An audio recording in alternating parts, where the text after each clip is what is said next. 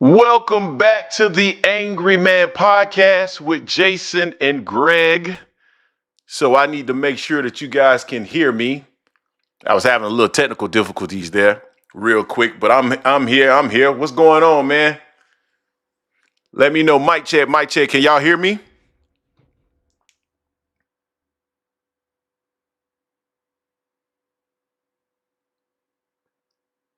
All right, bet. What's going on, all things? What's going on? We only got 12 people in the building. Wow. I think it's because of football season, but we'll see if it ends up picking up. But man, y'all make sure y'all smash the like button if you in the building. Hold on real quick. I gotta cut my AC on down here, boy. It's hot. It's hot in my basement. Yeah, I guess it's with all this computer equipment in here. Cut that on. All right, man. Well, welcome back. I appreciate everybody that's in attendance today. Before we jump into the show, I'd like to thank the people that support the channel. Rock Dog Studios. They have been instrumental in some of the things we've done here on the channel, so I really appreciate them. And then the Dodge Vodka, www.thedodgevodka.com. Best tasting African-American owned vodka that's out there. So make sure you guys go check them out. www.thedodgevodka.com. All right, man. Before I get into this as well, let me do this. Make sure you smash the like button or the dislike button if you don't like the content, but make sure you're engaging if you're in the building. And not only that, again, we need your support on this channel. So super chats are absolutely welcome. That's how we continue to bring you this production. So make sure, if it's in your heart to do, go ahead and hit us up with those super chats, man. We really appreciate it. All right, man. And then finally, I know you guys haven't seen what's up, King Art. What's going on, Slap Happy Gorilla Daddy P? What's going on, J Will? All things. Talib Cunningham. I know you guys haven't seen Jason in a while, and you guys may be wondering what's going on with Jason. I think he might be in prison, guys. I haven't heard from Jason in a while. I think the law might have caught up with him. He had been dealing drugs for a while. I'm talking about steroids. You guys know that he's into that for sure. So at first he just left the channel, man, because he said, "Hey, man, they don't support us." But then, I really think, man, if you go and you search FDLE, you might find Jason in their database. I'm just saying. All right. With that being said, now that I done shitted on Jason, I always got to shit on Jason at the beginning of the show if Jason's not here. Let's go ahead and jump into the topics, man. We got Jemell Charlo. Now, we saw Jemell probably about a week and a half ago, 2 weeks ago. We saw him getting outrageous with all this AI, and he was calling out everybody using this AI. We saw him with a lion with a shark in his mouth, a lion with a blunt in the mouth, a lion with a giraffe in his mouth, something that had to do with Virgil Ortiz as well. I don't recall exactly what it was. And then, of course, I created a lion with a knife in his mouth. Put something on the grill for Jason. I don't even put nothing on the grill for Jason. That's sorry, Beth. Have you guys seen Jason? He's been missing. Like, he hasn't even been on the channel this week. I'm telling you, man. I think he's in prison. But so Mel calling everybody out. I asked the question. I'm like, is Mel really calling these people out? Because one individual that he left off was Bakram. And if you truly want smoke at 154 pounds, then Bakram would have been one of the major names in your mouth. And he didn't mention them. Oh, he had boots, had a lion with boots in his mouth and all that other stuff. So that's all fine and dandy. Personally, for me, I just thought it was a whole bunch of lip service or him just playing around with the AI. I didn't really necessarily think he was, really trying to call those fighters out, just build a buzz. And then here this week, one of the main individuals that he showed a lion with something, I don't know if it was a cowboy boot or a star, or I can't remember exactly what it was, but it was in reference to Virgil Ortiz. Virgil is now on record stating that they offered Jemell Charlo to fight, and Jemell Charlo declined for whatever reason. And so what? Nobody called for Bakram. Who cares? No, who cares? He's one of the top fighters at that weight class. So I don't care if anybody called for Bakram. He got a title. He one of the top fighters at the weight class. If you want to smoke, you want to smoke. Call out everybody at the division. But, Virgil Ortiz didn't go into the detail in terms of why Charlo declined to fight. And I know this channel got a lot of Jemell Charlo fans. And rightfully so. Jemell has done his thing in the sport of boxing. I saw some people pushing back on some of the things that I said in the video. But I'm going to be honest with you, man. I used to be a Jemell Charlo fan as well. And my issue with Jemell Charlo is that ever since that Canelo Alvarez fight, I just can't see him the same way. I simply cannot see him the same way. Oh, that's what you're saying. They don't want that smoke. No, I hear you. Juice Lee, what's going on? But I get that Jemell Charlo there may be a number of things currently going on with Jemell Charlo. I have no idea, right? Jemell has been out of the sport for 2 years now? Yeah, it's about to be 2 years. So I get it. I wouldn't rush back into a fight with with Virgil Ortiz either. But at the same time, then why create all these memes? Because you know how boxing fans are. And boxing fans are the types of fans that if you put that out there, boxing fans are going to be on your head because their expectation is that you're going to get out there and make that happen. And when you don't get out there and make that happen, they're gonna slam you. It's gonna be you ducking, you doing this, you doing that. And Mel has been around. Mel's been in the game long enough to understand this. So then why did you do it? What's the purpose of it? So, and it makes him even look worse now that Virgil Ortiz has come out and said, yeah, we offered the guy a fight, but he didn't want it. Now, I get it. Some people pushed back on me and said, you don't know what was going on. You don't know what was said. I don't. All I was commenting on was simply this. It looks bad. Don't care what you say. Don't care what you think. It looks bad. Until he comes out and addresses it, it looks bad. Now, could it have been a money situation that didn't make sense for Jemell Charlo? Sure. Could have been. But still, you could have countered it and came back with something else. So that's my deal with Jemell. Love Mel. I mean, excellent fighter, but come on, dude. You can't go down this path of calling everybody out and then, when somebody try to make a fight with you, you don't make that fight happen. And you have the power to make the fight happen. If the money wasn't right for you, you always have the ability to counter it. So, and I know, again, Jemell Charlo fans are going to push back on this because, he got a lot of fans. But for me personally, I have not been a fan of Mel since that Canelo fight, man. Just if Mel would have went in there and simply lost, no problem. But man, Mel has hollered about lions only, lions only, lions only. And in that fight, man, he looked like a kitten.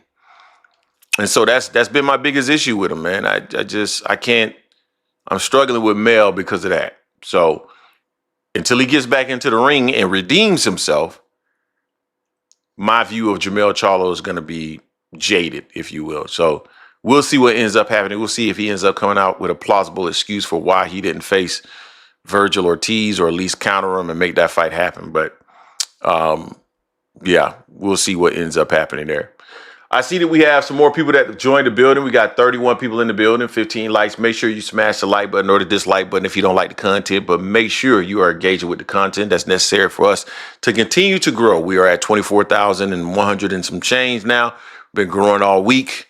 We continue to get bigger and bigger and bigger. And so make sure that you support the channel so other people can find the content. And if what happens next week, what I hope happens next week, if it does happen next week, oh man, it's gonna be entertainment. I'm talking about this channel might grow by 4,000 or 5,000 subscribers, man. If what I think could possibly happen next week, and I'll probably talk about that sometime today. But man, if it happens, oh Lord, Lordy, Lordy, Lordy, Lordy, Lordy. This channel gonna blow up, Shuwait. Blow up, Shuwait. Wow, it's gonna be amazing. Just amazing. Let me go ahead and get ready to transition. So, man, shout out to Santos is in the building. What's going on, Santos? We know the biggest fight in the sport is coming up here this upcoming weekend. We got less than 7 days before this fight occurs. And to be quite frank with you guys, what's going on, Half a Millie? I got mixed feelings about this fight. I do. I truly do have mixed feelings about this fight. And I know people don't believe this, but I really do. One part of me does not want to see someone who has been a staple for African Americans that follow the sport of boxing. I don't want to necessarily see him lose. Although I'm not a fan of him. And I'm not a fan of his fans. Many of them. I'm not going to say all of them, but many of them. I'm not a fan.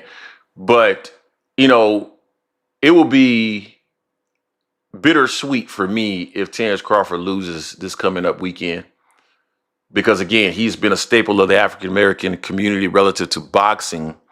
And I know a lot of people hinge like their pride and, boxing is a very tribal sport where people really cling to, who they are, their ethnicity, their culture, etc. And so, African Americans, they're going to cling to the guys that they feel are the best in the sport. And for that reason, I have mixed feelings about him losing. I really do. It's like, man, do I really want to see this dude get knocked out? And that's the reason why I say I don't lose, right? Because one part of me is like, I don't really want to see it. But at the same time, it's the hatred, the pure hatred, and not real hatred. I don't hate you guys, but the hatred as a fan of Terence Crawford fans is so strong that I will recover from it if he does get knocked out. I will absolutely recover from it because I've just had let me tell you something. Anytime I say anything now, anytime I say anything, these guys bring up Terence Crawford versus Errol Spence as justification for why whatever I say is not right. I had somebody in the Discord, shout out to Fabrizio, talking about controlling the lead hand against Canelo Alvarez. And I said that Terence Crawford needs to be very mindful of using angles, basically down blocking a lot of Canelo's attack from his lead hand, sidestepping, trying to get combinations off and forcing Canelo to reset because his feet are slow. If he takes that approach, he's not going to have to, and I know I'm off topic right now, but if he takes that approach, that will minimize the amount of movement that he has to implement in the fight, while also forcing Canelo to use something that is his weakness, his lateral movement, his feet. They're his weakness, right? And force him to continue to reset. The reason why I think trying to control Canelo's lead hand is dangerous is because Canelo has a knack for changing a punch that looks like it's going to the body and bringing it upstairs. As a matter of fact, my prediction is if Terence Crawford gets hurt in this fight, it's going to be from a shot that looks like it's going to the body, but ends up going upstairs. Canelo does that a lot. He'll throw to the body, throw to the body, throw to the body. You done got used to that. You go down and try to block, and it'll look like it's going down to the body, and he'll loop it up, and bam. I think that is probably what Terence Crawford could possibly run into and get knocked out. That's why I don't believe in trying to put your lead hand out there, because if you keep putting it out there, he'll turn that hook over and you could be in trouble. That is a realistic, extraordinary breakdown of what Terence Crawford should be doing. Yet I am told that I don't know what I'm talking about because I got to fight wrong. And I've been telling people for a while that I believe that Terence Crawford fans are suffering from the same thing Errol Spence fans were suffering from. And that is not necessarily, how do I want to put this? Allowing your emotions to cloud your better judgment. Right? Because conventional wisdom would have told us that Errol Spence should lose. He was inactive. He was in several car accidents. He didn't look quite the same after he came back from the fight, from the car accident, even though he got those wins. Conventional wisdom should have told us that he was going to lose. The same. Oh, we just got a subscriber to the channel. I got my notifications. Can you guys see that notification? I probably need to move my notifications, but I got a new notification thing here. Hold on real quick. I'm sorry. I want to move my notifications. I'm going to move them so that you guys can see them. I think it's popping up, but yeah. So yeah, it showed a new subscriber. So My Journey in Christ just joined the channel. Appreciate you, My Journey. But yeah, Crawford. Damn, I lost my train of thought. What was I talking about?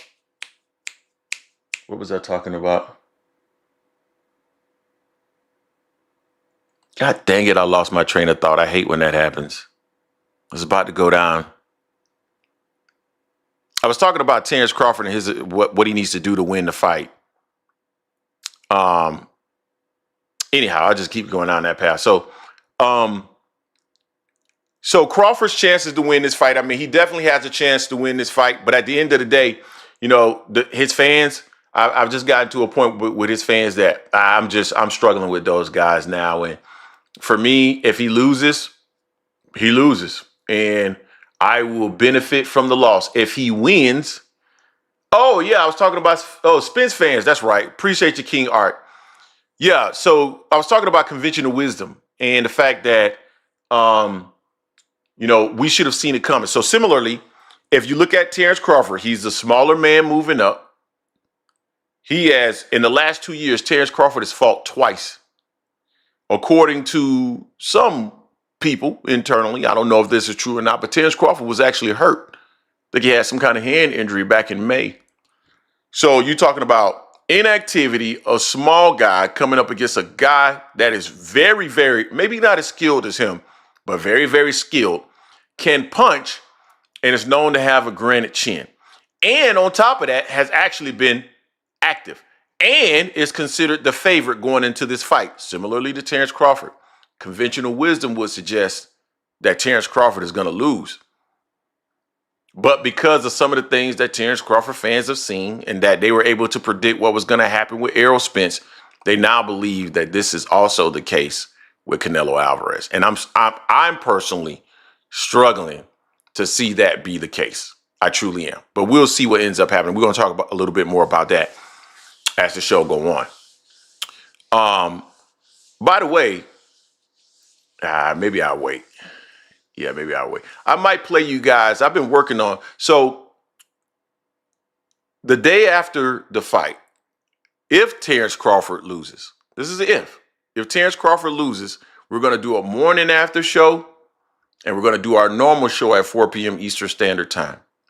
The morning show will be called The Eulogy. The afternoon show will be called The Repass. And right after the afternoon show, we will drop the documentary.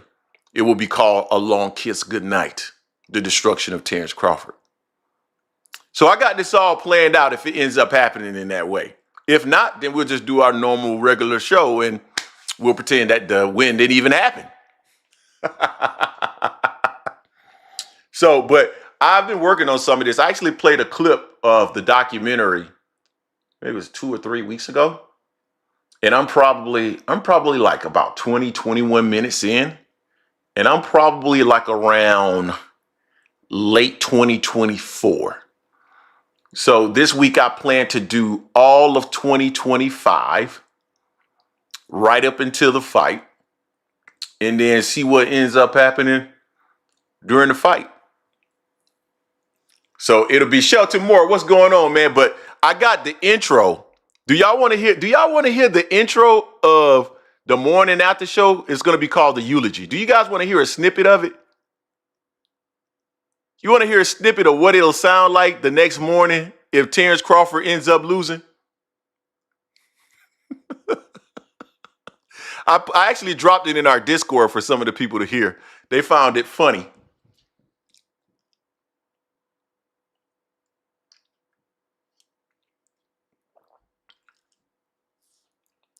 All right, you guys let me know if you can hear it. I'm going to play it real quick. I'm not going to play the whole thing, but I'm going to play the intro. It's going to be called The Eulogy. Let me know if you can hear it. Heavy-hearted, yet wide.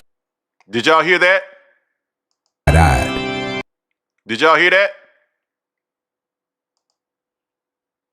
Let me know if you heard that. If you did, I'm going to go ahead and play it.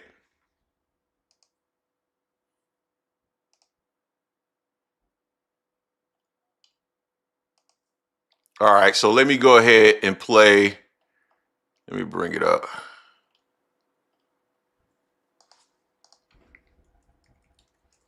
I keep telling people, man, Crawford better win. He better win. If he doesn't win, boy, it's going to be hell for them on this channel. It's going to be hell. We gather here tonight, heavy-hearted, yet wide-eyed, to witness the final chapter in what was once called the Bud Crawford era. But before we lower this legacy into the ground, before we close the casket on all the delusion, the excuses, and the dreams that died in the ring last night, we have someone here to speak the truth. A man who saw this day coming. A man who warned the masses but was ignored. So please, rise to your feet, bow your heads if you must, as we welcome the one, the only, Commander-in-Chief Greg, to deliver the eulogy. Brothers and sisters, we gather here today to pay tribute to the career of a fallen deity, Terence. Boy, he better not lose. He better not lose. That's the rough version. That's the rough version. I'm not even done. He better not lose. Oh, he better not lose. Oh, he better not lose, guys. He better not lose.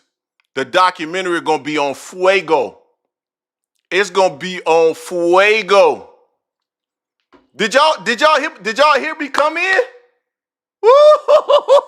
I'm petty as hell, all things. I'm petty as hell. But guess what? I done told y'all. Oh, I want to play it again. Oh man, it's just so hard, boy. Oh, I want to hear it from the beginning again. Hold on. Heavy-hearted, yet wide-eyed. To witness the final chapter in what was once called the Bud Crawford era.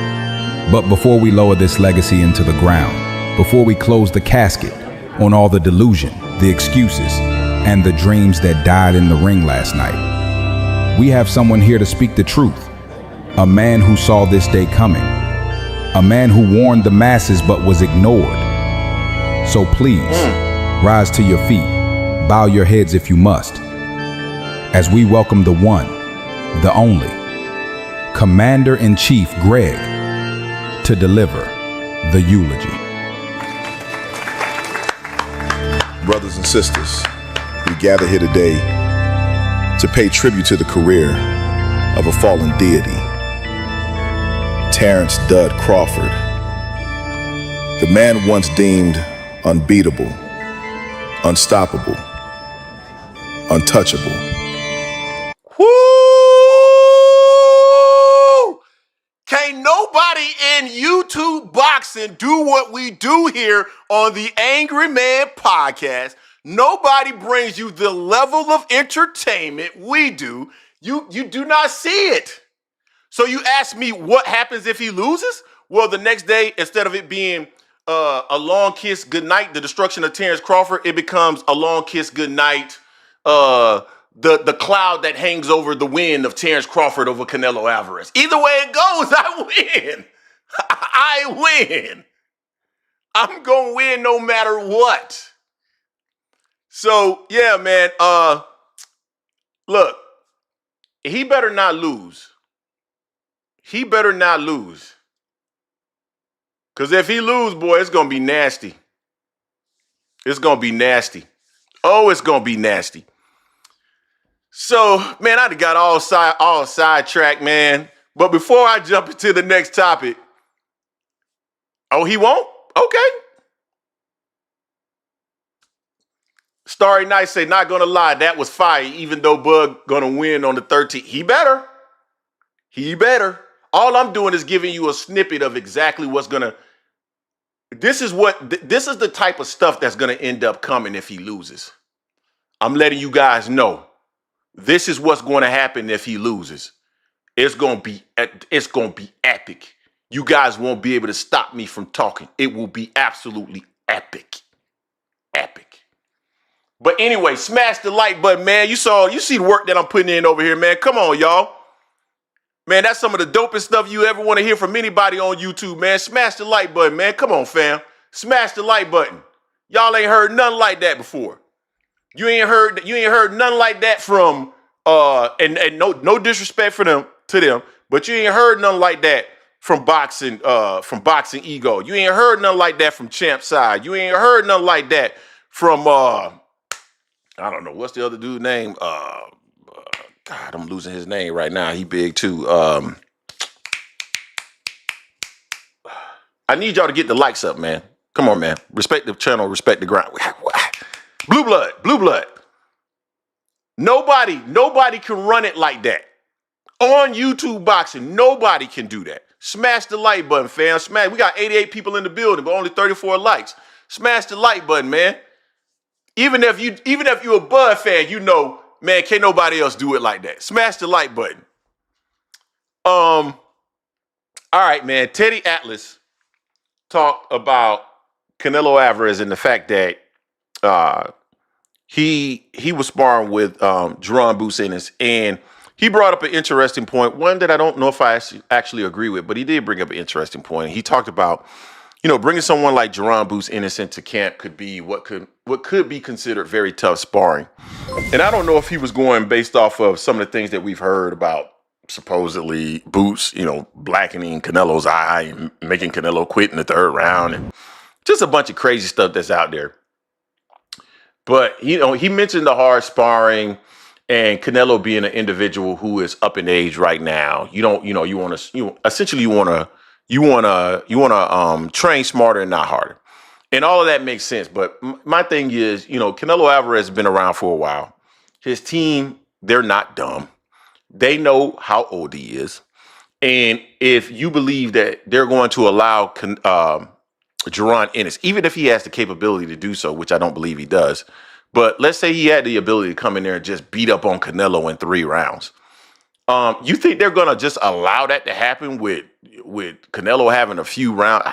I didn't understand what Teddy was saying, man. He's a big Terence Crawford fan. I feel like Teddy is missing some context, and he'll know, again, Teddy Atlas knows more boxing than, I will ever know. But what I do know is logic, and I just don't understand why anybody in that camp would allow Canelo to get teed off on before he's going into a big fight with Terence Crawford. I mean, it makes absolutely no sense. So, shout out to Teddy, though. I mean, I thought it was an interesting topic, one that I hadn't thought about it. I just wanted to bring it to the masses for, us to discuss it and see if you guys felt that there was any validity to it. Personally, I don't think there's a whole lot of validity to it, but, it is what it is. Teddy does have a voice in the sport of boxing, and he's someone that knows way more boxing than all of us know. So I don't know. Maybe he has a point. All right, man. Let me see. Now, I wasn't talking about showbiz, but showbiz can't do what I do either. Real quick, let me go to the chat real quick. What's going on with your band up? Man, nobody give a damn about your sorry ass Huskies, man. Your Huskies are musky. That's all I know. What's going on? King Kale, I don't think I greeted you. Malik Yak Cha, what's going on? But not right. My homie's in the building. Big Herm, what's going on, Big Herm? Big Herm in the building. Yeah. Look at what those judges did. And let me ask you guys about this, because I am curious. You guys probably saw that, what's his name? Turkey Al-Sheikh showed up to the training of Terence Crawford. Said, of course, he got Terence Crawford winning the fight. What else did he say? Crawford said, "Thank you for everything that you've done for me." I mean, if I'm Canelo Alvarez, I ain't gonna lie to you, man. I'm a little bit nervous about a guy that's constantly showing up to the other guys. Like, man, what is that about? That's my thing. Timothy Harris just subscribed to the channel, man. What's going on, Timothy? Thank you. I'm assuming you in the building as well. And then we also got Ventura Gaddis is in the building as well. Just subscribe to the channel. Yeah, we appreciate y'all. Thank you.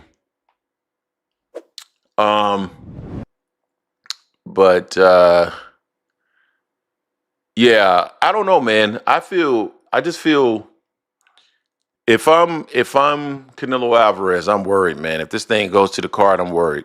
I ain't gonna even lie to you. I would be worried because Turkey has a big influence. And what was interesting? I might do a video on this tomorrow. You guys tell me what you think about this. You know what? Let's talk about this. So, as a part of the conversation that Terence Crawford and Turkey Al-Sheikh had when Turkey Al-Sheikh actually visited Terence Crawford, he mentioned to Terence Crawford that, no, he can't retire after this fight. So to me, he is expecting Terence Crawford to win, and he's already told us that he believes Terence Crawford is going to win, but maybe he knows something, and that's why I would be very concerned if I'm Canelo Alvarez. But he tells Terence Crawford that, he can't retire after the fight. And, I don't know what Crawford would actually do, because when you think about what he said to Turki Al-Sheikh. He said, Turki, thank you so much for everything that you've done for me. Well, personally, if it were me and I'm Turki Al-Sheikh and all the money I spent on Terence Crawford, in my mind, my bud buddy would owe me. And the reason why I say that is because when you think about it, Turki Al-Sheikh has paid Terence Crawford more money than he would ever. And The Rock means ever make in his career. And that is just a fact. So if we know that that's the case, and we've heard Eddie Hearn talking a little bit about the potential of Jaron Boots Ennis and the fact that they want to make the Terence Crawford fight next, is it possible that Terence Crawford will acquiesce, capitulate, if you will, to Turki Al-Sheikh and make the Terence Crawford versus Jaron Boots Ennis fight? Because Turki has wanted that fight. That's one fight that we heard Turki Al-Sheikh say that he wanted to see. So is that something that we believe could potentially materialize in the event that Terence Crawford wins that fight? Or maybe he knows Terence Crawford is going to get knocked out and then want to just match him with Boots. I don't know. But Crawford is the type of individual that I would say doesn't give a damn what you've done for him. He'd go ahead and go do whatever it is he wants to do, because I just see Crawford as that individual.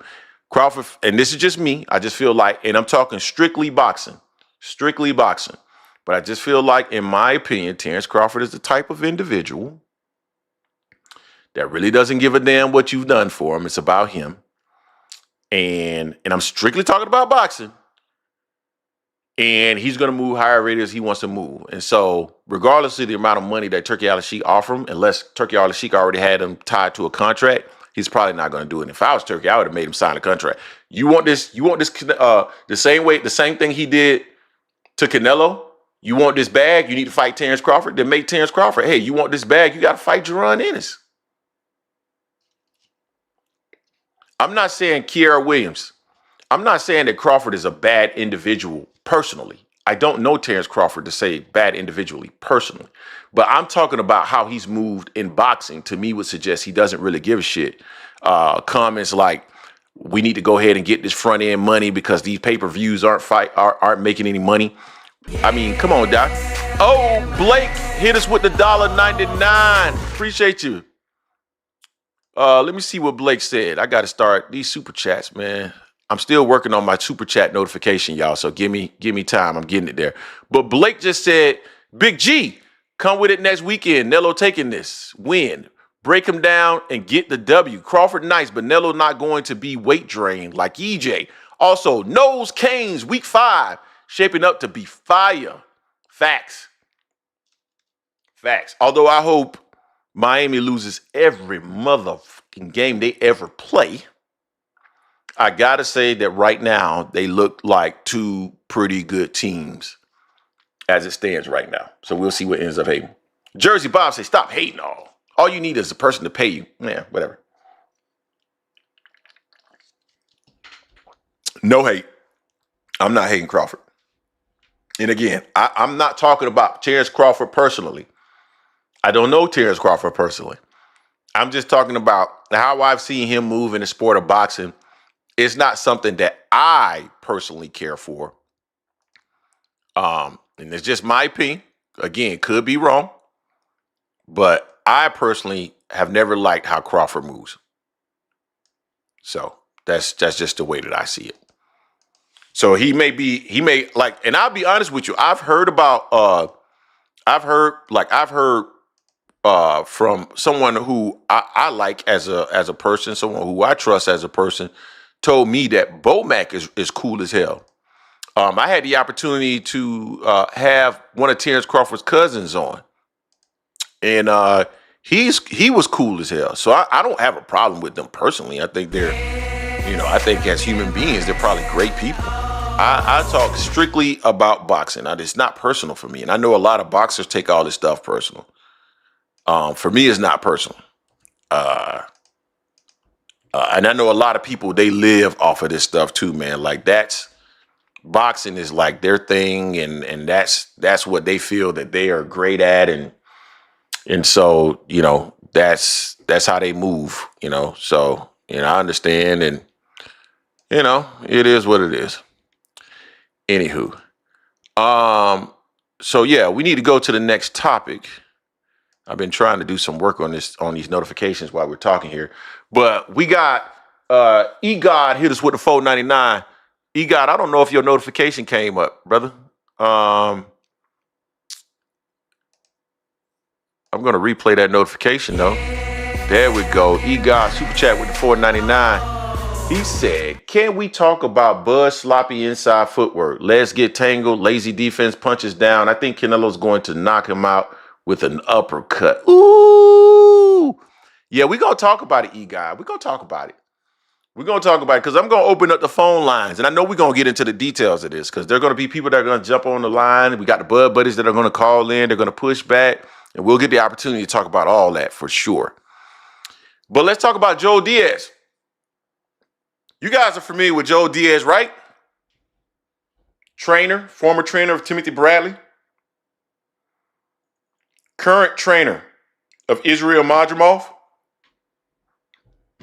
He is also an individual that was brought into the camp of Dimitri Bivol in support of his effort to beat Canelo Alvarez. What's going on with you, Edward Torres? And so this gentleman is quite aware of Terence Crawford. He helped to put together the game plan to defeat Canelo Alvarez, so he's quite aware of Canelo Alvarez. I know he and Israel Madrimov have had the chance to talk. And I know what Israel Madrimov initially said about Terence Crawford power. And as we've seen moving up in weight class, Terence Crawford has gotten KOs.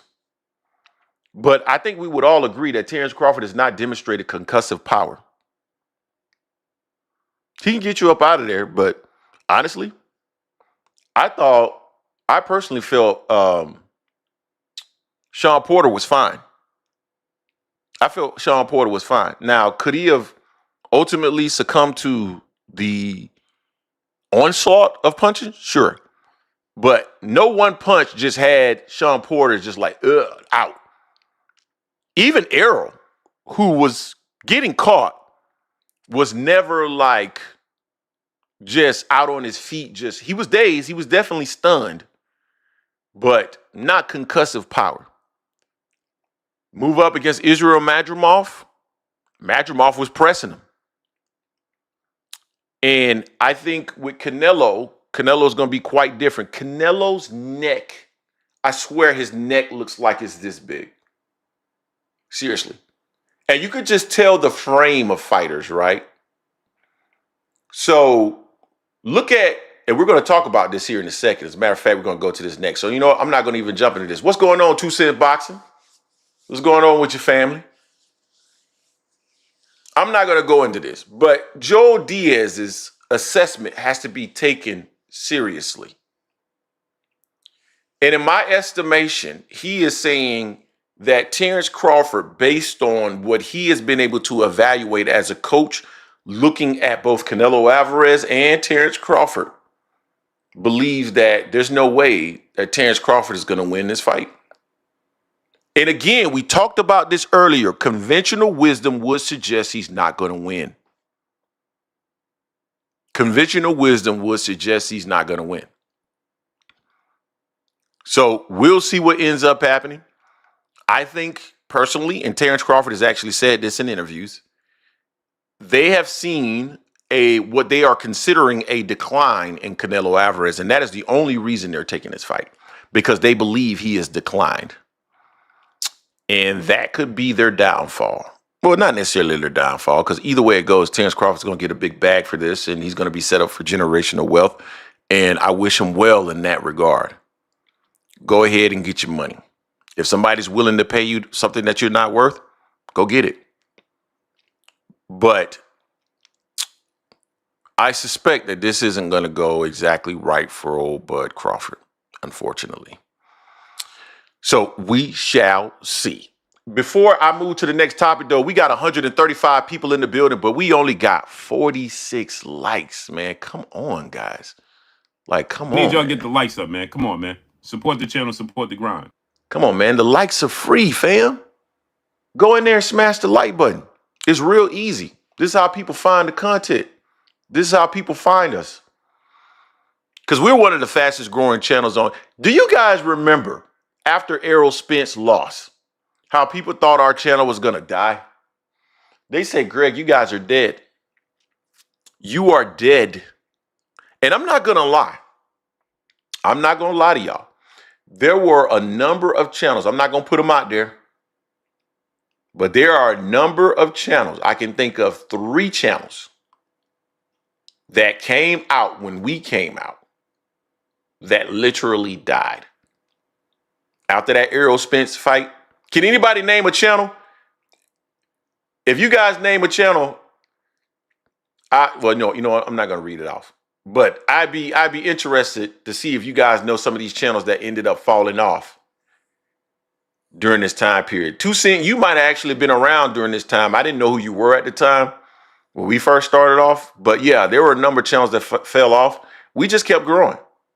We kept growing and growing and growing and growing. We're not going to fall off. We're not going to die because we bring a great product, at least as far as I'm concerned. So smash the like button because we bring this product. Smash that like button. Brown Diamonds.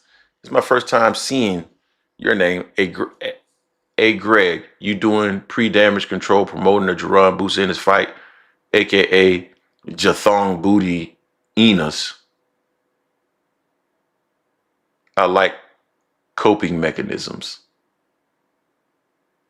No, I'm not. Brown Diamond, I'm assuming that you're a lady. So welcome to the channel. I love to see women in the chat. I absolutely love it.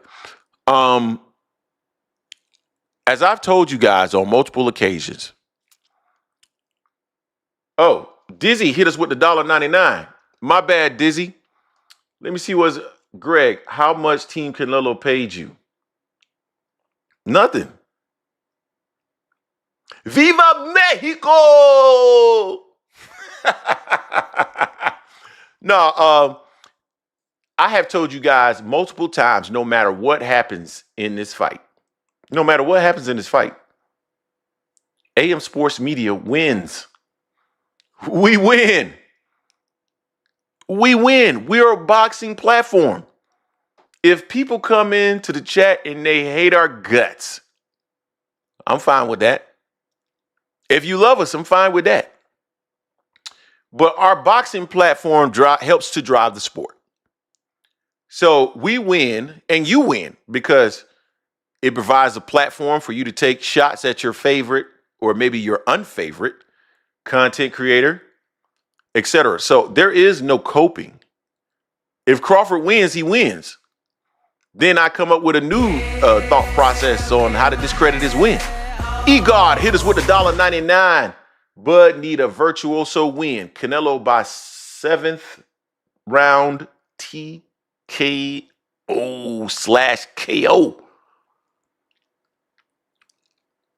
I can see that. For sure. I can see that. But we're going to see what ends up happening with Terence Crawford. But me personally, no, there is no coping. There is no I'm upset. There is no excuses. There is no anything. Because if he wins, he wins. If he wins, he wins. Life will go on. And so will the channel. All right, man. So let's move on. Bud Crawford. Have you guys seen Terence Crawford's new body? Have y'all all seen Terence Crawford's new body?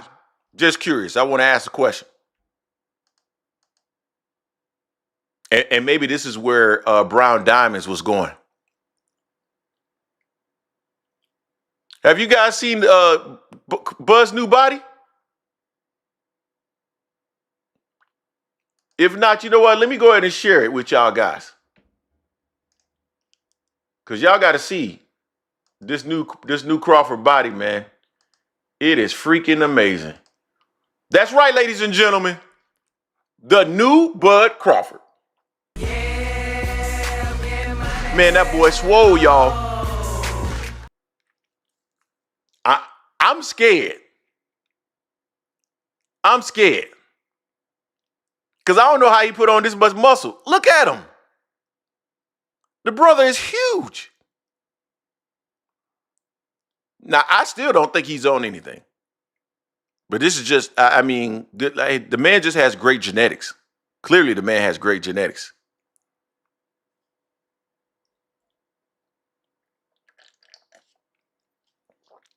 What? What you mean, Kira? What you mean that's Photoshop? Fabrizio, what did I do, brother? What did I do? Maybe that's not the right picture. Let me see if I can find the right one. Maybe that's not the right one. Let's see. Is this better? Is this more what he looks like?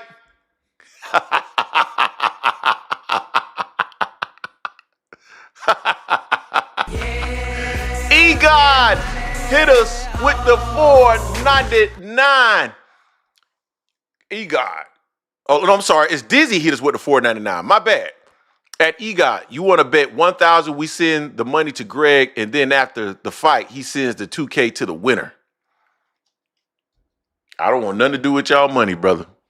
I don't want nothing to do with y'all money. But you guys tell me, hold on, let me adjust the size of this picture because I don't like the way it's fitting on my screen. Let me see if I can adjust it. Oop. There we go. Guys, what do you guys think about Terence Crawford body transformation? Because this has been one that we've talked about a lot. Fabrizio, I'm actually curious to hear what you have to say about this as well, because I think you and I, we talked a little bit about this in the Discord. When I look at Terence Crawford's build right here, has he added some muscle? Yeah, but I don't think Crawford has added, honestly, that much muscle from 154. If you look around the pec areas, he certainly looks bigger. I don't know if you need a lot of pec to punch. In my opinion, I don't think you do. But what sticks out to me here, and what part of the reason why he looks so much bigger is because of the trap area. He's definitely built up his traps for whatever reason. I don't think traps actually make you punch harder either. But maybe that's just a natural effect of some of the workouts he's done. Now, as I've told you guys before, Terence Crawford, no matter what, if you've added incremental muscle burns more. It burns more energy. It burns more oxygen. So I will expect to see a natural decline in a fighter that doesn't have necessarily a high work rate to begin with. But what I want you guys to pay attention to is his chin, his facial structure, his neck, all of those things. Crawford is a naturally smaller guy. His frame is naturally smaller. Therefore, his cardiovascular system is designed for a smaller man. And so a lot of people say, oh, it's his walk around rate. He's fighting at his walk around weight. Guys, if it was an advantage to fight at your walk around weight, then every fighter would do it. And most fighters do not do it because it is not an advantage to fight at your walk around weight. It's an advantage to fight at something below your walk around weight. So I think this fight will be challenging in ways that you guys are not expecting for Crawford. I think Terence Crawford's style could give Canelo problems. People are talking about, oh, he's gonna be fighting left, he's gonna be fighting right. Right before the fight, he decided to fight as a southpaw against Errol Spence. He's a southpaw fighter. And so we'll see what Canelo can do with a southpaw fighter, because that's how Terence Crawford is going to fight him for the vast majority of the fight, just like he fights everybody else, vast majority of the fight. And and just see how it ends up playing out. But I think, the assumptions that you're going to see the exact same Terence Crawford that you saw, I cannot see that happening. And interestingly enough, I did a short. I don't think I did a video, but I did a short on Terence Crawford talking about sparring and how sparring has prepared him for Canelo's power. Yet that same type of sparring, according to his coach, Coach Red, has not adequately prepared Canelo Alvarez to deal with Terence Crawford. And by that, I mean sparring someone like Jerron Buscemi. So it's interesting how one thing applies in one area, but it doesn't apply in another. I just think that is so crazy to me. But we'll end up eventually seeing what happens once Terence Crawford gets into the ring with Canelo Alvarez. So let me go ahead and stop sharing. And then got a super chat from my guy, Dizzy. Crawford so dangerous, he got y'all scared to be against him. He got who scared to be against him? I'm against him. What are we talking about? I'm completely against him.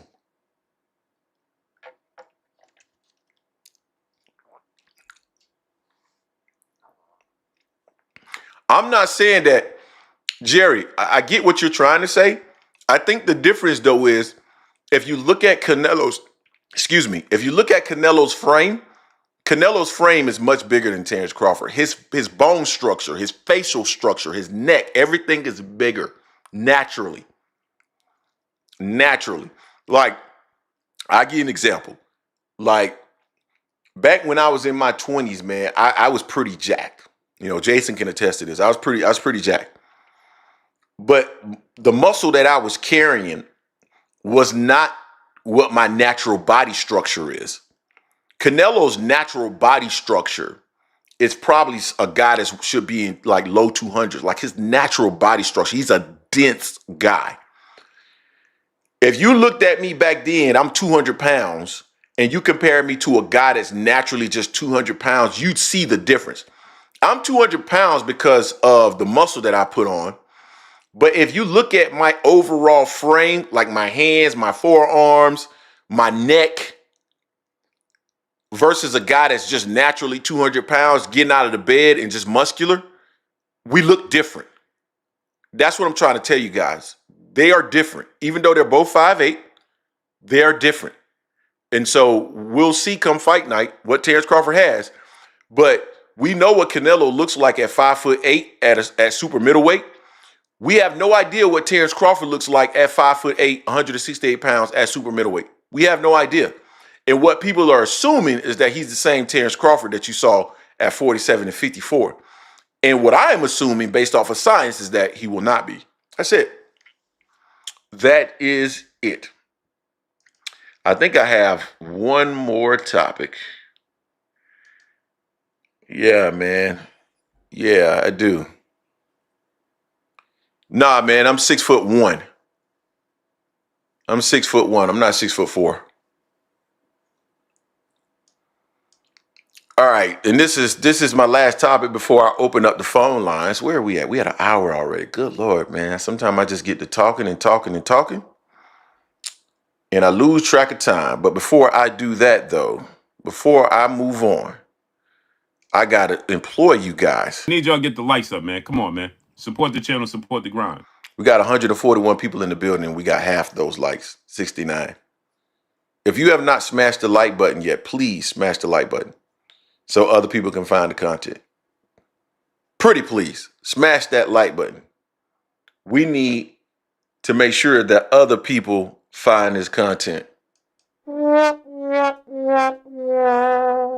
Smash that like button, man. Smash the like button. We need that. We need that. That's how people find us. That's how we continue to grow. All right. Let me actually open up the phone lines right now. I'm sorry, guys. I need to go ahead and I want to open up my phone lines because I do want to give people the opportunity to call in. And then also, not only am I going to open up the phone line, but for those of you who want to just join. Shout out to AM Sports Media, Tim Bradley, Desert Storm in the building. There is one other participant in the conference. Yeah, we got one other participant in the conference, and I think I know who it is. It's my buddy from last week that did not show up. I was looking for him. I was actually quite disturbed that I did not see him. Let me go ahead and also So there's the link. I'm going to pin the link. And then let me also provide you guys with the phone number. My apologies. Give me a second, Walt. I'm getting to you. Here's the phone number if you want to call in.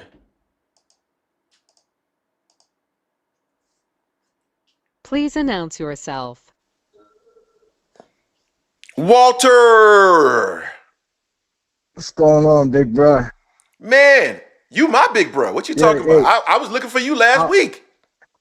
I was out last week with my girl. You know, I wanted to call so bad, man. I wanted to call so bad because it looks really good down there in FSU, man. You know what I'm saying? So, and I just noticed that we're in the top 10 right now, too, man, by the AP. So, it's kind of lovely right now if you're a Florida State fan. You thought we were going to be terrible. Dude, yo, because I didn't know they had that Little and all them dudes. I know they got Robinson, but I didn't think it was gonna. Greg, be honest, you didn't think it was gonna mesh that quick, bro. No, I didn't. I didn't, but I'm happy. But I'm happy. But Greg, man, they three deep at positions, man. It's crazy. I mean, I don't want to jinx them, but man, I got a feeling there that we gonna be in that 12. I hope so, man. I hope so. But, man, I don't want to bore these folks with this FSU stuff, man. What you got on the boxing tip? I just wanted to ask you this one thing on the boxing because I got to run right now, too. I can't even be on that long. Yeah. I listen to you all the time talk about Terence Crawford. Yeah. And you always say that it's not Terence Crawford, it's his fans. Mm-hmm. Right? But nobody, if it was just their fans, could get as diabolical because you look for every reason to discredit to him in this fight. And I don't understand that. It's like every week you find something, you know, I'm watching some of the things you post and when you come on the show, you find some other thing that somebody else said that takes away from him in this fight. And I just don't get it. It's gotta be more than just you dislike his fans. You really have to dislike Terence Crawford some to come up with all these different reasons for him not to win a fight that if you're being honest about Canelo slowing down thing, he has a lot. So if Crawford can box for 7 rounds, he should take over the second half of this fight. As long as he don't get caught with something early, he should win this fight. He's not gonna hurt. I told you this before. I don't see him knocking out thick neck Canelo. Pause. But I see him if he can, you know, win a couple of the first rounds. By the 7th, I see Canelo doing what Canelo always does. One punch at a time, throwing at the arms, and I think Crawford can pull it out in a unanimous decision. And that's how I feel. But I just don't understand how you can say that you only dislike his fans when every time you talk about him, you find a different thing to discredit him in this fight. Mm-hmm. Yeah, I don't like Crawford. I don't get that. I don't like Crawford. So yeah, so now you saying it. Before you was hiding behind it. No. You didn't like. Honest that you don't. No. I've been saying that all day, every day in this fight. I want him to win every single second of it. Yeah, hold on though. I've never said that I didn't like Crawford or that I've hid behind the fact that. So what I have said is that no. You always say you don't dislike Crawford. You dislike his fans, but you sound like you dislike Crawford because you always have a reason to pull him down. No, you're mixing up my words. I said I don't hate Crawford. I hate his fans, but I do dislike Crawford. Yeah, see, I don't get that. It's like and I agree. Some of the early moves Terence Crawford made, I wasn't that much of a fan of. But as a fighter, I don't see how you can't like the man as a fighter. As a fighter, he's a whole movement, and I'm like I said, I'm pulling for him. You know, I dislike Canelo. I dislike Canelo, and you tear Crawford down more than I tear down Canelo. And that's crazy. Because Canelo is the most overrated fighter, probably to me. And I'm 63 in less than a month that I've ever seen in my life. I'm pulling for him too. I'm pulling for him to get put in the dirt. And some people disagree with that, but I don't. If you really go by Canelo's fight by fights, the guys that he beat when they, like Mosley and them, that were way over the hill, and all his only big win is against Triple G, a fight where people thought he lost. You know what I'm saying? So to me, it's like Terence, you might not like some of the top rank moves, but as a fighter, he's been nothing but A1 plus, man. And I agree. Like I said, I'm gonna be rooting for him. I might even get me a Crawford shirt this week before the fight. Me and too. And you know, I picked Arrow to win that fight, but I'm so far. I want Crawford to win so much, man. I could taste it, brother. Yeah, I mean, I might get a shirt too. I want to wear it to the eulogy. But if you lose, Greg, man, you gonna be on like you said, but you know deep down inside, man, it's gonna hurt. You know you're gonna be that brown liquor you drinking. It's gonna be deep glasses that night. Listen, let me tell you something. If Canelo loses, you gonna act like it don't bother you, but it's gonna be killing you. It really won't. Tell Sheldon, man. Tell him. I just don't. You know, Sheldon knows what I'm saying is true. He knows what I'm saying is true. He's sitting there waiting to say the same thing I'm saying. So I'm gonna let him talk. First of all, Greg, you gotta say it with me. Say Raiders with me now. Say what? You gotta win today. Say Raiders with me now. Talk about my Raiders. Oh, I don't care nothing about that. Hey, Sheldon, NFL. Please don't do that, bro. I'm up here in Boston. I'm already crying. Pretty good too. I'm already crying, bro. Florida State look like they're coming. They look like they're here. So. Oh yeah, we coming. Yeah, they put 70 on somebody else. They put 77 I'm already mad. Now shut it off at halftime. But as far as Greg don't care if Canelo win. Greg don't care Bud win. Greg just doing this to antagonize people. That's all. Greg don't care nothing about who wins that fight. He like me. I don't care who really wins the fight because I ain't getting no money from it. No way. I'm actually spending money to go to Vegas to see it. I just want to be in the building. You know, but I don't really care who wins. I just hope it's a good fight. Yeah, people. Listen, I cared about who won against Errol and Terence. I don't give a shit who wins this fight. Now, for me, I care about it in the sense of being able to poke the Bud buddies. But outside of that, brother, I don't care. I don't. That's sad, man. Sad. Why is it sad? I don't care either. I'm gonna care at the window. If the right man wins, I'm gonna care when I see the sportsman just turned you totally on that. I'm gonna care then. But other than that, I don't care. Hey, Walt, they should have stopped fucking with me, man. If they would have left me alone, I would have been done. They should have left me alone. Hey, they were messing with me up here too, but I didn't look at this like you. Just look at this, Walt. Errol, he gets mad when we talk about Errol. Anybody with any kind of boxing brain knew Errol was gonna get his brains beat in. And he definitely did. Anybody who knew anything about the sport knew Errol was gonna get beat up and stopped because Errol never fought anyone who could prepare him for Crawford. Never. I agree with that. Oh, we got a couple other people in the building. We got. Hey, yo, I got to roll, though, man. Y'all have a great show, man. All right. I'm going to listen on my phone. I wasn't worried about it. All right. But this one right here, I would love this one because I would just love for Greg to be wrong again. And that's all I want. I want you to be wrong. That's what I want. Hey, we got two other people in the building. We got 914 and 943 in the building, man. Let's start with, I believe 914 was first. What's going on with you, 914? Is that me? What's going on? Who is it? That's great. I don't even know my number. It's a new number. All right, go ahead. What's good, yo? What's good, Greg? How you doing? I'm doing well. Who is this? Is this Fabrizio? This is DH. Nah, this is DH, bro. Oh, what's going on, fam? Not much, bro. Not much. Yeah, man. It's fight week. Got Photoshop pictures of Bud. You got favorable lighting. You got Instagram lighting and filters on Bud and all this shit. People forget Charlo had a 6-pack at the weigh-in. Looked strong. Came in fight night rehydrated. Looked soft. It's gonna be the same thing with Bud. I mean, listen. I'm glad everybody's hyped for the fight. It's good. I hope Netflix holds up, and I hope it don't crash during the main event because that would be terrible. I agree. They fix their stuff. I hope they fix their stuff since the Jake Paul Mike Tyson thing. So you know, I'm looking forward to a couple of fights on that undercard. I'm looking forward to the Billy and Lester Martinez fight. I'm also looking forward to the Inoue and MJ fight coming up. So it's a shame that's getting like overshadowed by kind of like this semi-circus fight.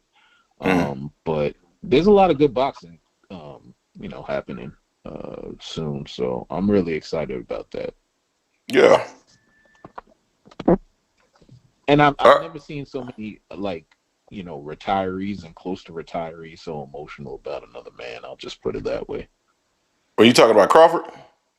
Yeah, it's insane. It is. Like it's actually kind of like it's comical, like disturbing to me. You know what I mean? But I mean to each their own, bro. You know, honestly, I enjoy it, man. I enjoy it. Like, well, I know you enjoy it because you get. I do.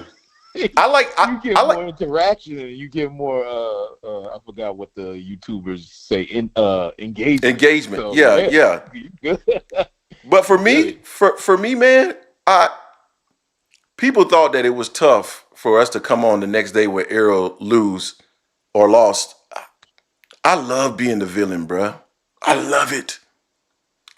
Hate me, Shelton Moore. Hate my guts. I don't know you well enough to hate you, bro. I don't know you well enough to hate you. I'm just messing with you. But that's what I'm saying. Yeah, I know.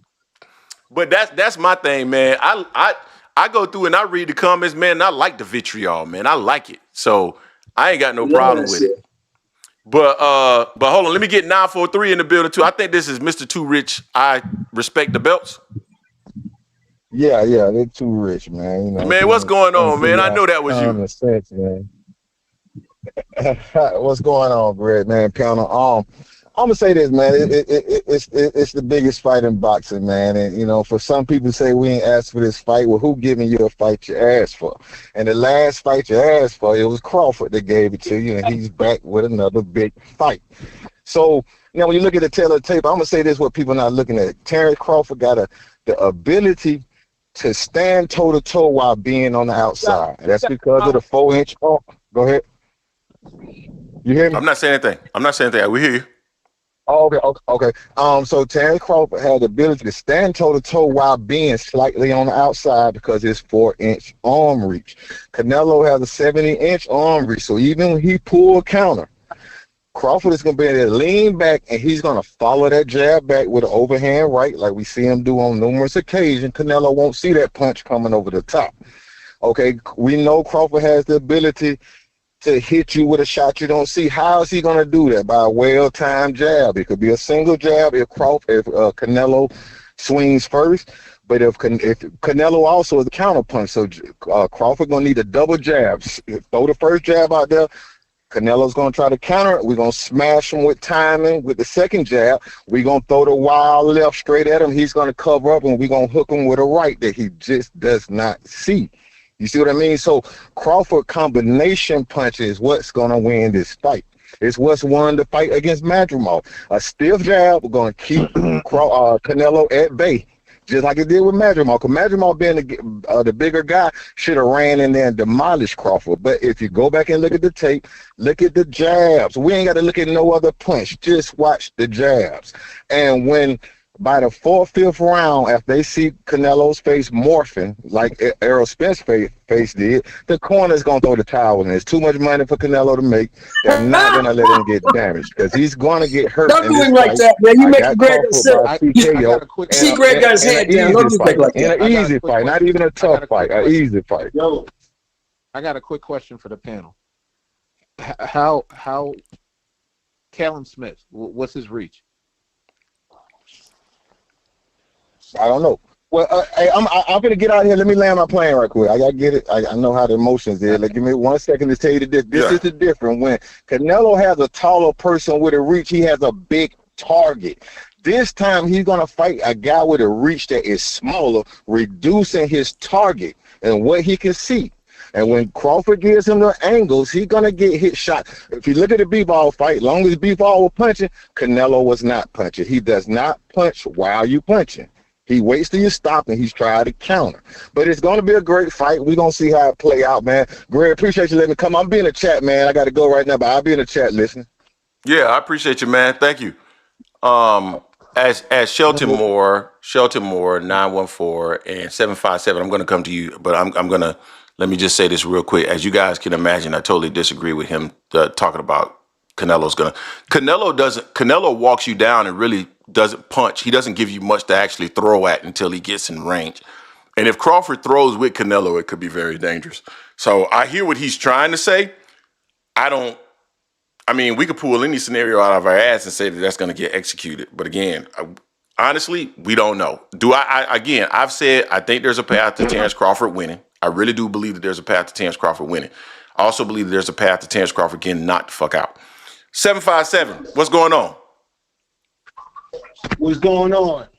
Chilling, man. What's going on with you? Ain't nothing, man. Just waiting on this dismantle of Canelo. You know what I'm saying? Hey, listen, man. The lead hand. We got to start off with the lead. Canelo cannot. He's not gonna get past the lead hand. The lead hand is going to win the fight for Bud, man. Canelo hasn't fought anybody on the level of Bud. Nobody. You can't think of. Bivol was close. Of course, Mayweather, but you know what I'm saying? Like Canelo hasn't fought anybody in their prime. He didn't even fight Floyd in his prime. Think about that. He didn't even fight Floyd in his prime. He's not ready, man. He's not ready.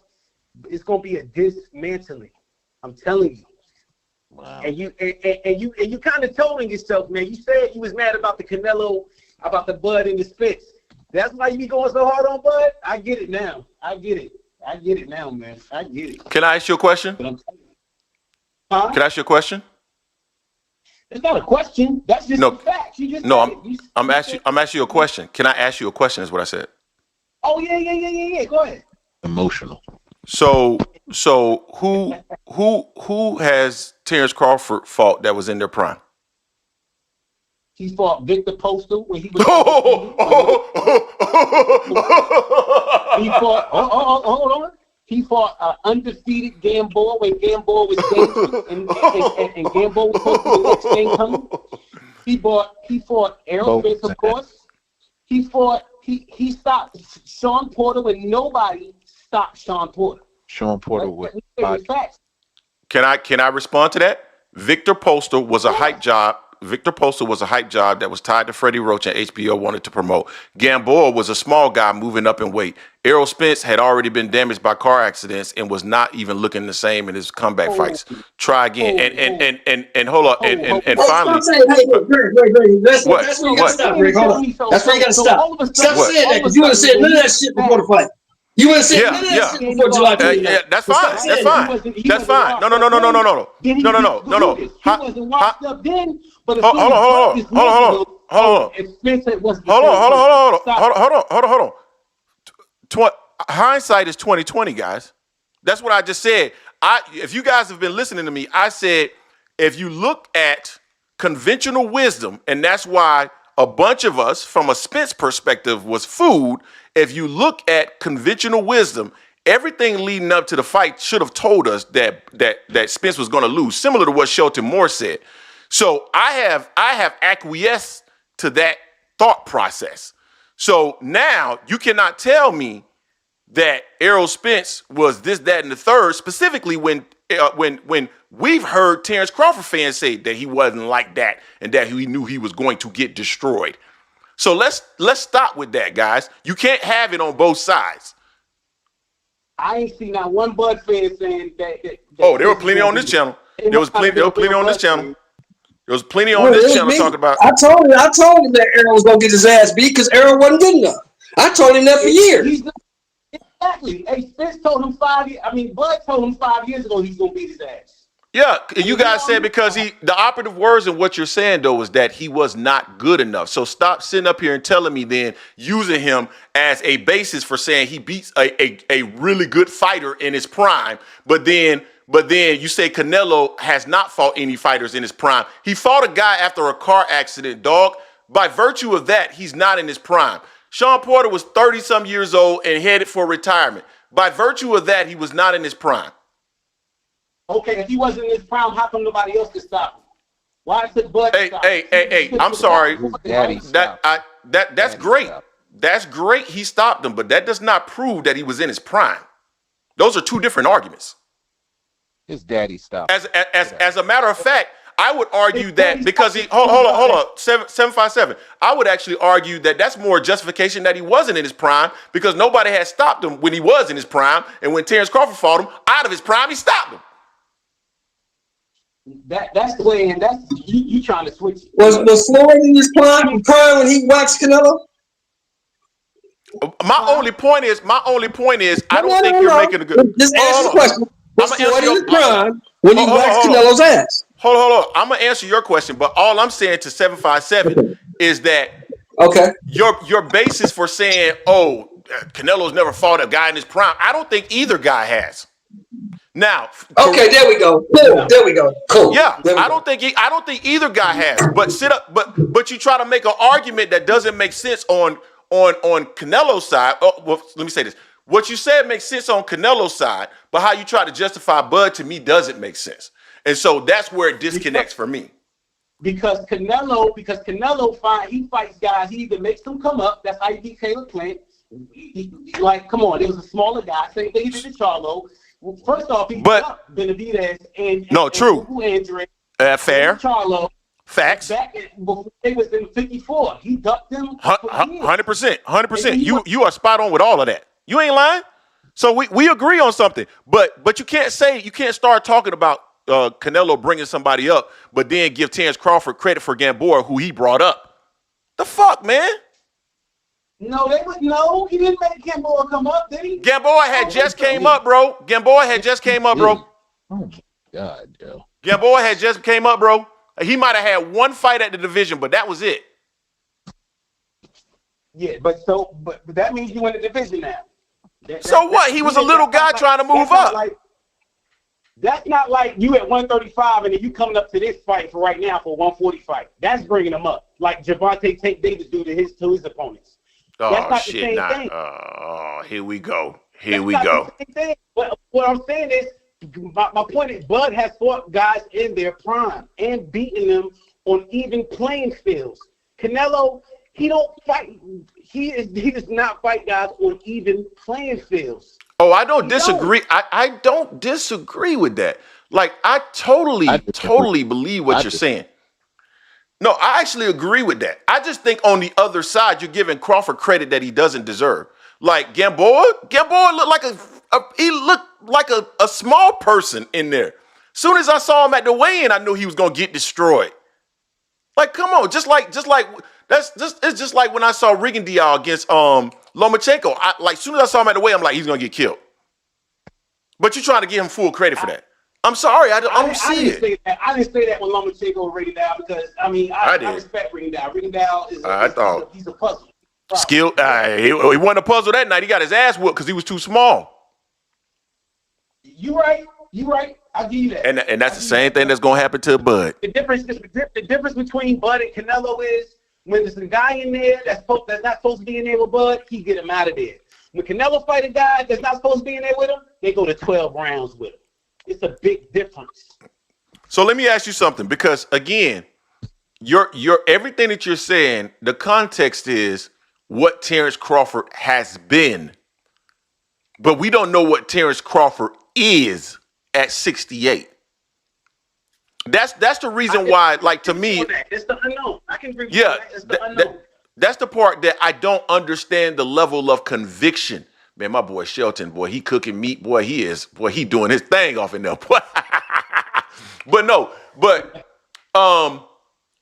My thing is, like, we do not know, like, we're all using what Terence Crawford was as the benchmark for what he will be at 68.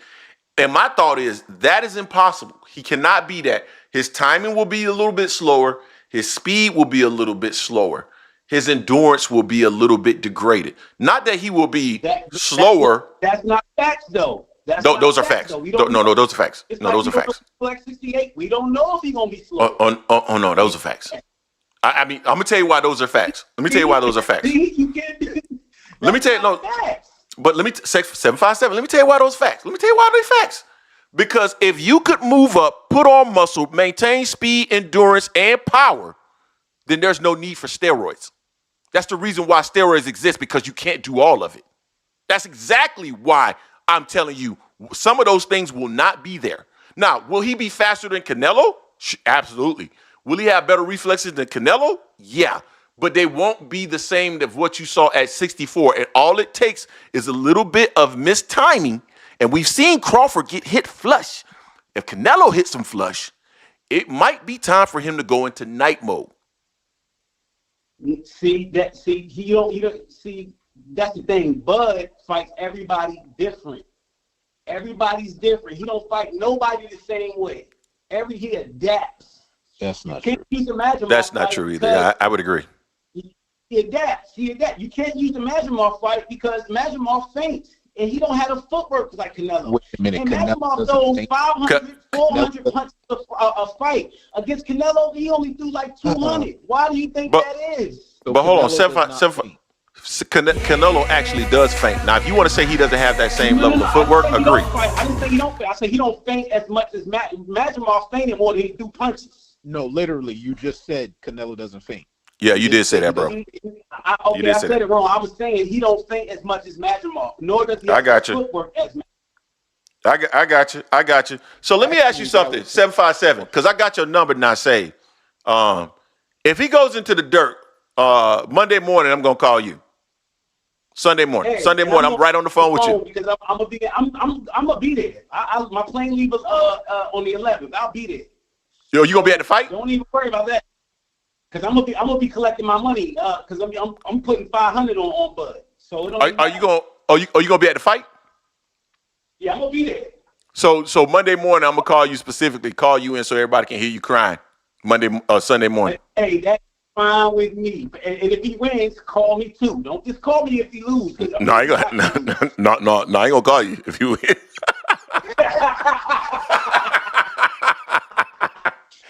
Hey, 757. I don't want to hear shit from you if he wins.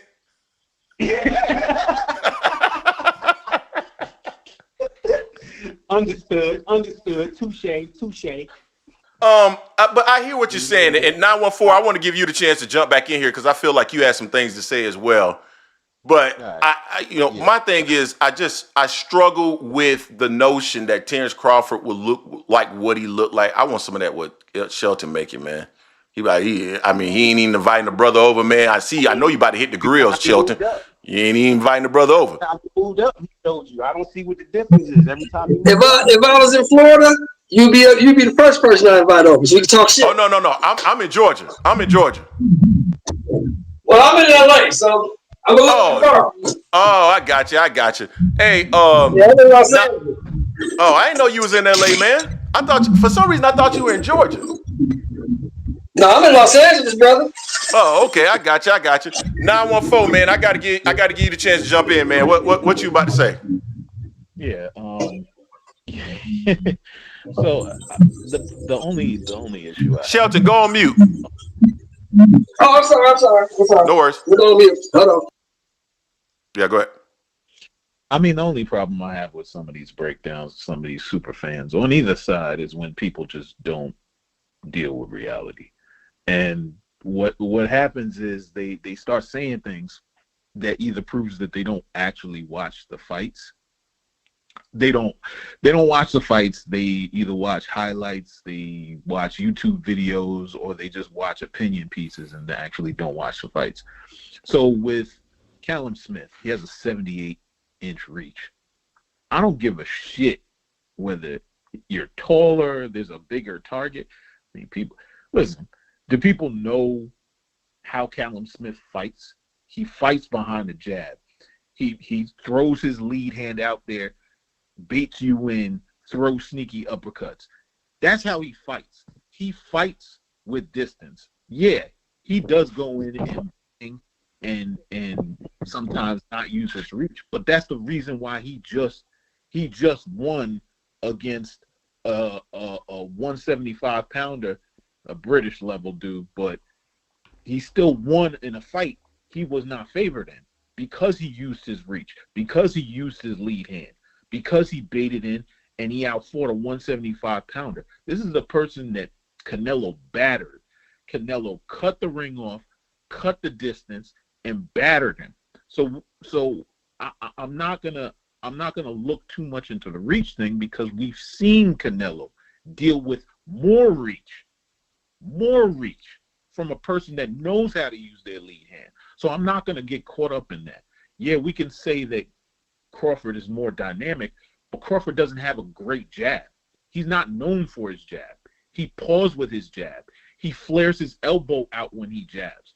That was happening all the time in the Madrimov fight, which is why Madrimov knew to time him. He literally timed him off the jab and threw a straight right.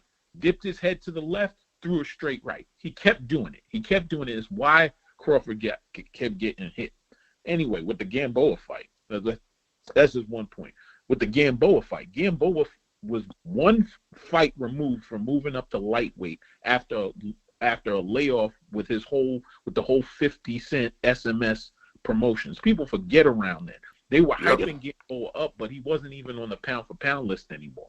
He wasn't even ranked at lightweight because he had just moved up. He was so far removed from activity, and the fight previous before that, he got dropped with a jab. Yep.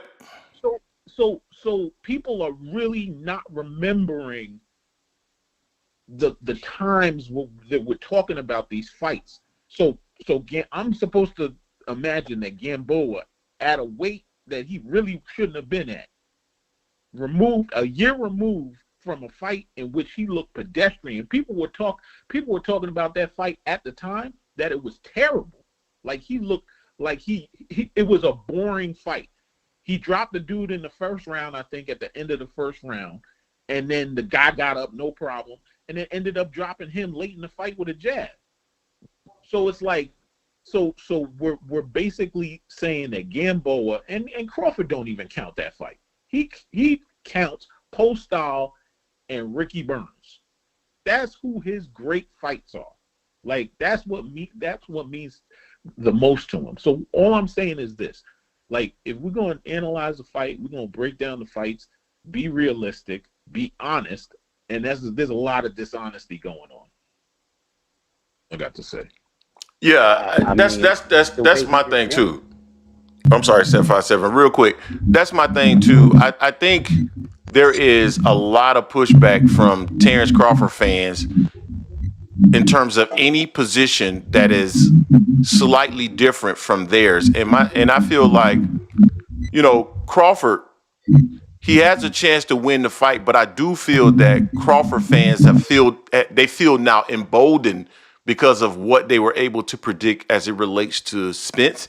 And this is a completely, like Mr. Too Rich, I Respect the Belts was just on here talking about Canelo's going to get stopped by a fucking guy that was at 147 when guys like Kovalev at 175 couldn't stop him. And we'll argue that Canelo's small. They're the same size. He's small. But yet Kovalev couldn't stop him, but Crawford will. Fuck, man. Come on, dog. Man, if I didn't know any better, I would think Canelo is a bum. I just trip off you guys because you make all these analysis about the Gamboas and the Mean Machines and all these guys, and you act like Bud lost the fight. I don't even talk about those fights. He got hit by this. What happened to that guy? It's called the guy who rocked him, the guy who had him do the steak and leg. What happened to that guy? Oh, they all lost, and I don't even bring that up. I don't care about Gamboa. I don't care about Mean Machine. Okay, the only thing I care about those fights. Gamboa did. I don't care about Gamboa having to lay off. I don't care about Mean Machine. I don't care about none of that. Can you do it? Yeah, whatever the fuck they did, fine. Can you do it? And I'm saying that I believe Canelo can. What kind of argument is that? I believe Canelo can. That's weird.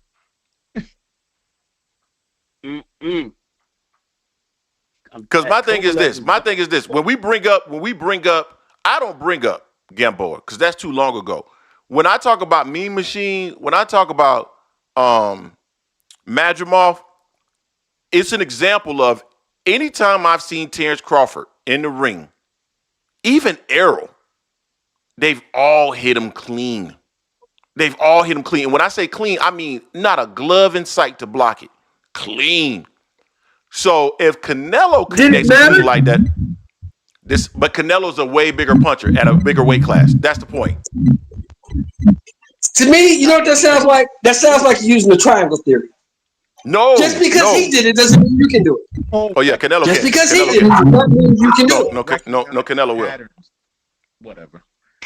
This is No. What you about to say, 914? What's your breakdown on it? Because it's called recognizing patterns. That's all it is. That's all boxing analysis is. That's why everybody was like, "Oh yeah, that's why Spence is gonna get beat because he don't take his head off the line. He reacts weird to getting countered nowadays. He does this, he does that. He's there for the uppercut. What's the punch that pretty much ended him? That right uppercut, which Crawford took a shot on overhand left to land. The problem is that we're talking about patterns. The only pattern you could say about Canelo is that in his last fight, he didn't look like he could cut off the ring from a guy that at this point in time moves way faster and appears to be way more athletic than Crawford has looked in his last several fights. That's just facts. What it is. And he employed a style that Crawford has no hope of winning if he employs that style.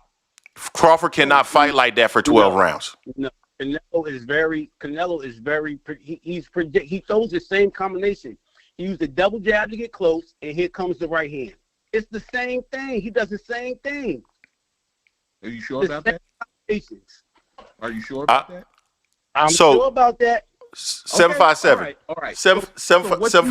Go ahead, number 4. So what you see is Canelo coming up, bobbing back and forth, parrying shots, fainting. Head movement is nowhere where it used to be. His head movement is in the upper body. His feet work is nowhere where it used to be. Neither is Bud's. Neither is Bud's. Because he showed that in the Bivol fight. He showed head movement in the Bivol fight from a guy who threw over 700 punches in that fight at light heavyweight. He showed head movement in the Bivol fight, and Bivol was piecing him up, while he was sitting there on the ropes. You mean the times he was on the ropes, the highlights you watched? But if you watched the fight, I watched the whole fight. Okay. If you watched the fight, it was 9-3 Bivol. If you watched it, it was 9-3 Bivol. No. There are large sequences in that fight where Bivol is throwing 8, 9 punch combinations where he might land 1 or 2. Facts. So what I'm saying to you is that if you're saying that he has no head movement, that's not true. I didn't say he didn't have any. I said it's not the same as it used to be. It's not. Yeah, that's what he said. That's what he said. He doesn't fight in the bladed stance like that. Nobody said. Who said that he don't have no head movement? Canelo's always had head movement. He had head movement when he was getting beat up by Mayweather. It's not the Danny Jacobs Canelo head movement. It's not the Miguel Cotto head movement. That's all I said. It's not the same. But here's my argument with you, 757. Neither is Terence Crawford. Terence Crawford had virtually no movement in the fight against Madrimov other than side-to-side movement as he was moving forward or moving backwards. But, like, I'm talking about real movement, like something that Skull employed, he doesn't have that. He can't fight that type of fight. So the fight that he has to fight is where he's constantly trying to basically do step-asides, like trying to avoid the jab, trying to avoid the hook, or trying to catch it, stepping aside and trying to get combinations off and trying to get Canelo to reset his feet. That's the way that I feel like he has a chance of winning. But, like, the thing about Canelo is, and this is what I believe is going to end up happening to Crawford, Canelo ends up throwing punches to the body, punches to the body, punches to the body. And then you'll start to, get leery of those body punches, try to block, and he'll throw a punch that looks like it's going to the body, but it actually comes up to the head. And it's night.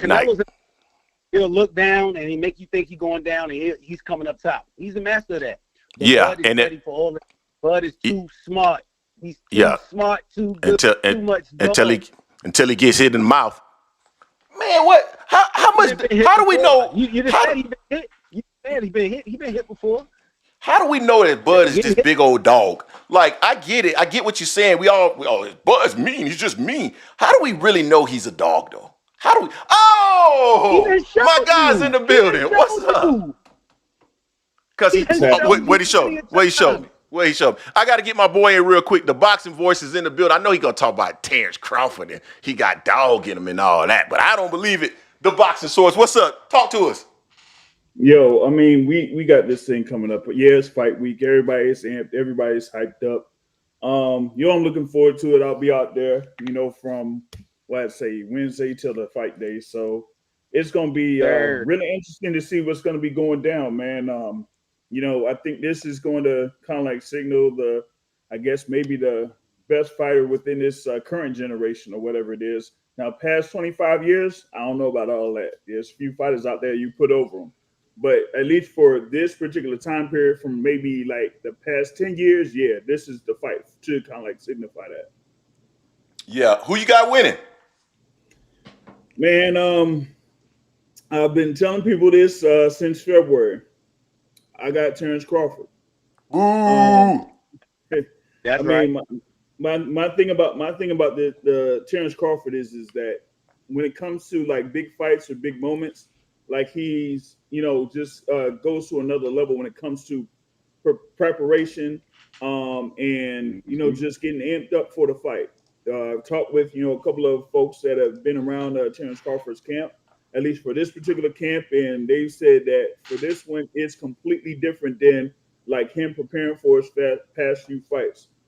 Like much different than the Errol Spence fight, much different than the Mastermind fight, all of that type of stuff, because it's like it's another instance where he has something to prove. I mean, yeah, the deck could be stacked against him in a sense with Canelo being at 168 pounds, the undisputed champion at 168. But Crawford is like, you know what? That's a challenge for me. I'm ready. I'm prepared. And I see what Canelo's doing. I got my team looking at what Canelo's doing, and whatever he got, I'm going to be ready for it. That's what he's feeling like right now. Okay, so if he gets put in the dirt, will you be here Sunday morning with Jason and I to celebrate? He said Sunday morning, what time though? Because remember, I'm going to be out there, so that's the time difference. Yeah, we're going to call you. We're going to say, call in. We got to have the boxing source on here. We got boots on the ground. How Crawford at there looking? Oh man, I'll see, man. Heading back from Allegiant Stadium or whatever it is, and how late I'll be out for that night. But yeah, I'll check in when I can. Yeah, man. We're gonna be dancing with Deborah. We're gonna be dancing with Terence Crawford, mom. We're gonna be dancing. or Sunday morning, I'm going to be drinking tequila. So the boxing source, have you had the opportunity to hear what I said I was going to do on Sunday if Terence Crawford loses? No, you said like from a couple weeks ago, you said that you're going to go live after the fight.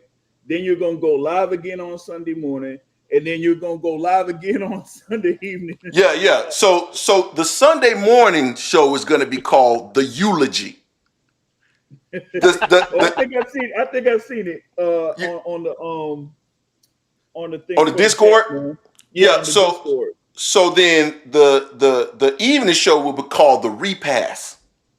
And so let me I want you to hear this, man, because this right here, this is a rough cut of what I'm going to actually play as the intro in the event that Terence Crawford loses the next morning. This is what I'm going to play. We gather here tonight, heavy-hearted, yet wide-eyed, to witness the final chapter in what was once called the Bud Crawford era. But before we lower this legacy into the ground, before we close the casket on all the delusion, the excuses, and the dreams that died in the ring last night, we have someone here to speak the truth, a man who saw this day coming, a man who warned the masses but was ignored. So please, rise to your feet, bow your heads if you must, as we welcome the one, the only, Commander-in-Chief Greg, to deliver the eulogy. Brothers and sisters, we gather here today to pay tribute to the career of a fallen deity, Terence "Dud" Crawford, the man once deemed unbeatable, unstoppable, untouchable. But this is not a sad occasion. It was the rebirth, the cleansing, the reckoning of boxing For itself. too long, we lived in a delusion. The delusion of boxing supremacy. Of a man we all knew, deep down, was not what he was claimed to be. But last night, reality stepped into the ring. And when those punches landed, oh Lord, when they landed, the truth could no longer be denied. So let us rejoice. Let us lift our voices high, because the walls of deception have fallen. The era of false kings is over. Oh, that is poetic. That's diabolical. That's what that is. You know what? The dramatic. I'm surprised he didn't play the Undertaker theme during that whole. No, I was gonna do it, but you know what? YouTube was gonna flag me, so I came up with my own. That's copyright. That's copyright. Here's my question. Now, when he wins, are you even gonna do a show?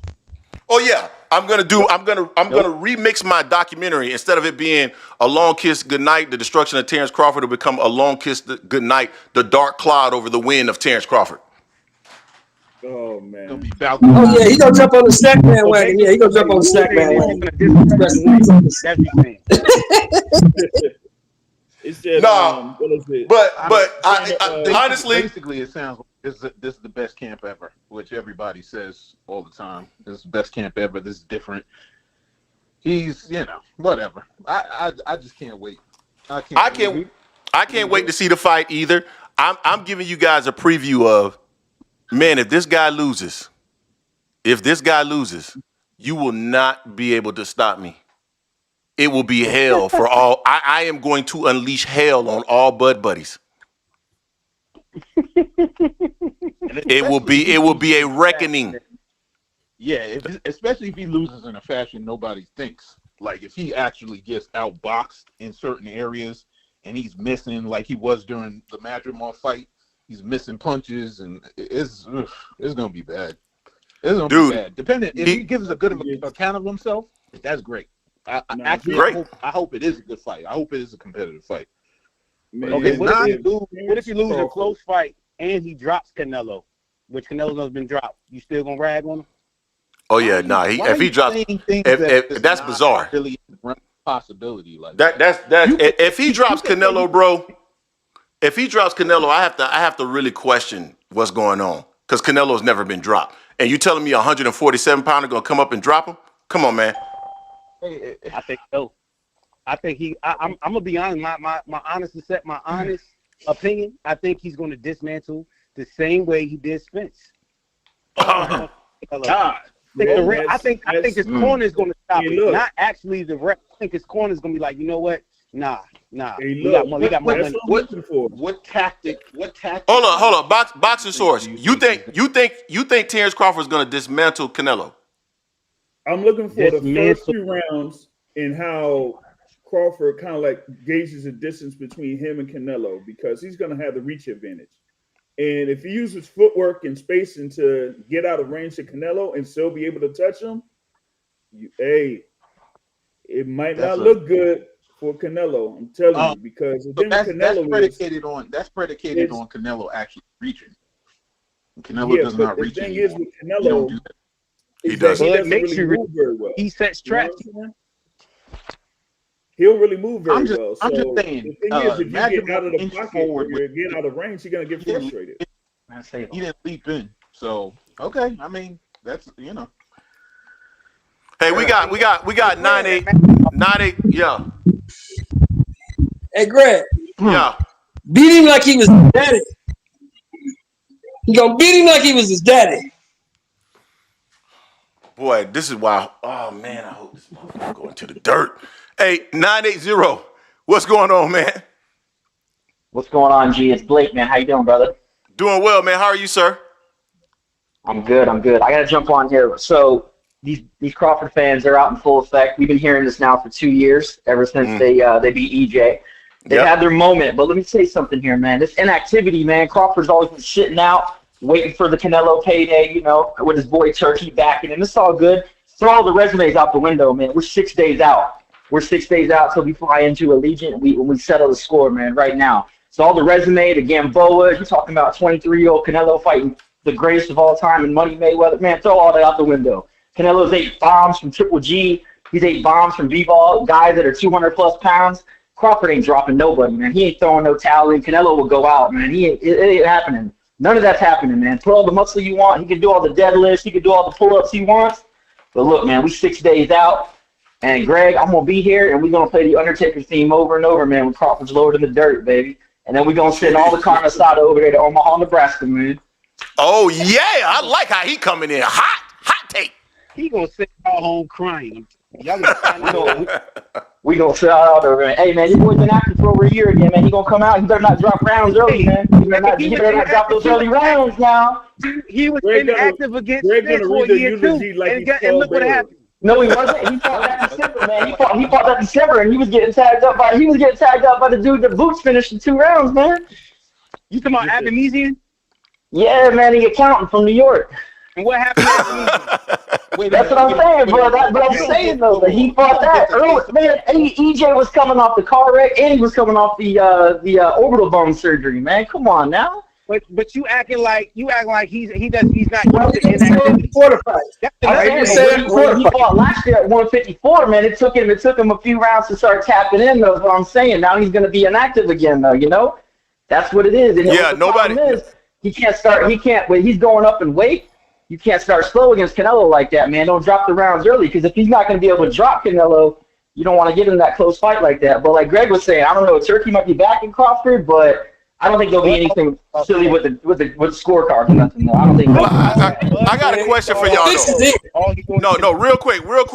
I got a question for all of y'all, and I want y'all to answer it individually. I'm gonna give everybody a chance to answer it. One of the things that we pointed to when, and you can say if you think I'm wrong or not, but one of the things that was pointed out, and I think it was by Terence Crawford fans, was the level of inactivity in terms of Errol Spence.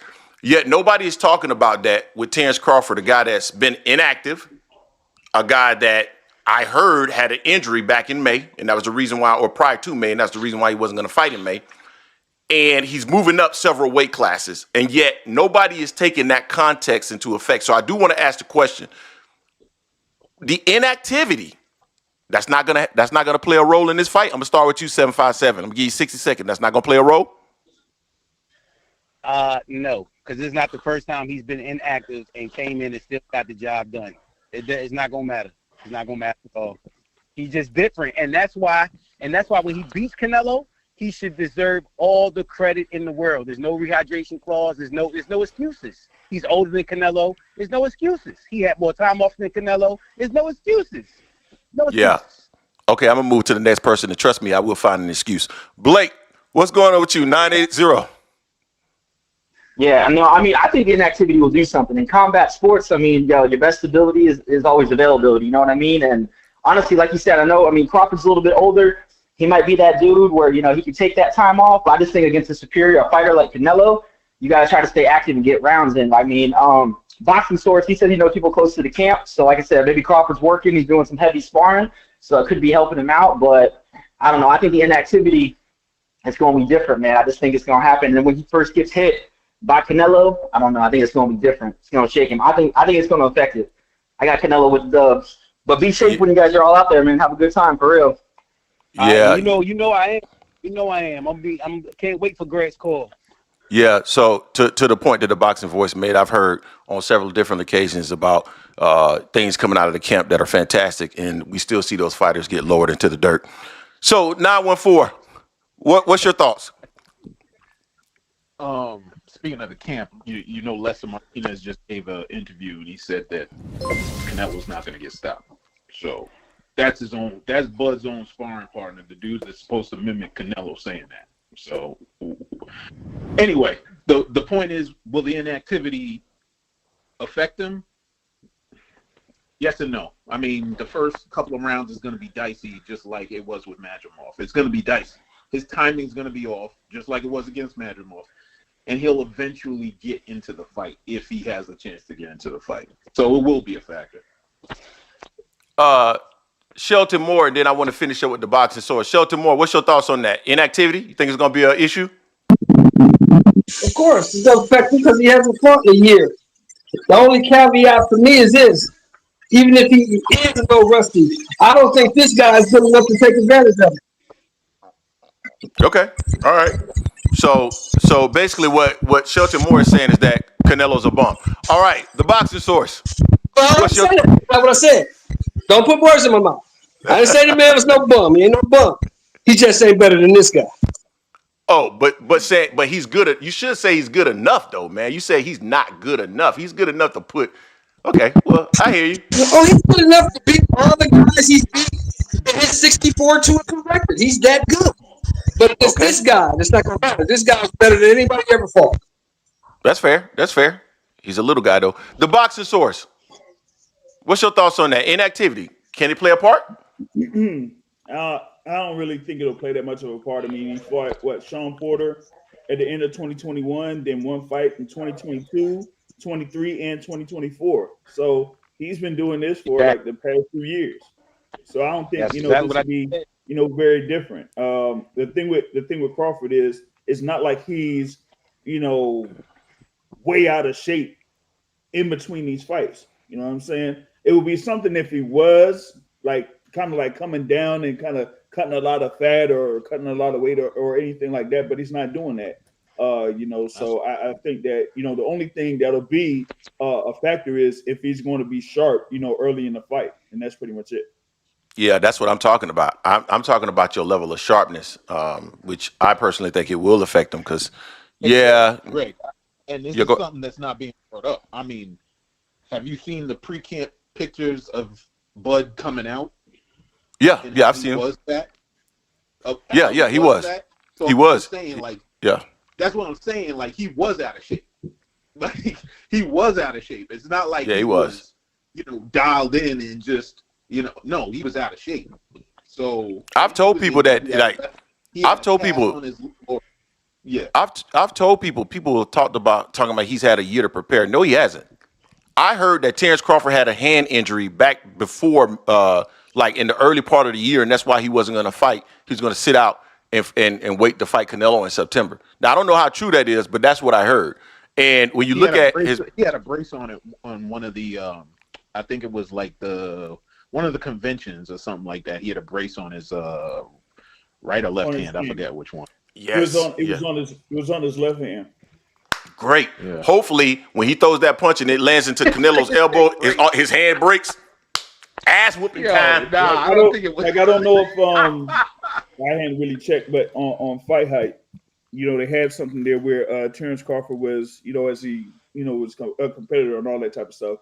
He was playing video games with, the guy from Fight Hype, and you could see that he would have that brace on his hand, but he still beat Ron though. Yeah, I mean, good win, but that ain't boxing. Hopefully that's a disaster for him. Tank Paul. I don't know who exactly Tank Paul is, but I see you in the building. What's going on? What's going on, Greg, man? How you been, man? I'm doing good, man. How are you, sir? I'm doing well, man. So I don't think the weight is going to be that much of a factor, but if it is what it is, man. He's the one getting up in there. So I'm just here for the fight. Can't wait. 1 week out. Hopefully, there's going to be a lot of motherfuckers crying and shit. You mean hopefully a lot of Terence Crawford fans crying, right? Oh, no. You heard him. There'll be a lot of people crying, regardless. I've been waiting. Woo, boy. Man, Canelo. Yeah, I don't think he. I think if Bud goes in there and just fights intelligent, don't get, don't let the moment get to him, which I don't think is. I don't know why I'm saying that. I think if he just, if he catch something flush from Canelo and is able to deal with it, Oh, I got It's him over for winning. Canelo. Yeah, if he can take Canelo's power, the fight's over. I actually agree with that. The problem is I don't think he's going to be able to continuously take the power. I mean, Caleb Plant was taking. Well, that's the Canelo's thing. power. Till he got knocked out. Yeah, that's what I'm saying. So it's like, yeah, Canelo's gonna hit Crawford. Crawford's gonna take it until he can't. That's just how it is. Like, yeah, it's not. Canelo's not. He's not knocking people out like one punch like Khan much anymore. And I don't see Crawford falling into that. But like, yeah, but he hasn't fought anybody Khan's size recently either. In this fight, he will. True. Right. Oh no, they won't. They ain't gonna be the Crawford's way bigger than Khan. Pause. No, he will be at 160. He will come in at 168, but he ain't way bigger. No, he will come in at 168 heavier, but frame wise, his frame is similar to Amir Khan's. Khan's actually taller than Crawford. I don't know about that. I can't wait till his body shake. But when he get hit, his body start to shake a little bit, and y'all start to realize, oh shit, Crawford's really not that big. When he gets hit and all of a sudden his legs jiggle a little bit, they turn to jelly. Don't start whining in. Oh shit. Maybe I was wrong. When was the last time Canelo did that to somebody? I mean, if last I checked, that motherfucker, you know what I'm saying? He let bum ass Berlanga go 12, only to be knocked out by somebody, you know what I'm saying? Yeah. I agree with all that. Hey, the boxing short. Guess what happens next? As soon as Bud gets hit, guess what happens next?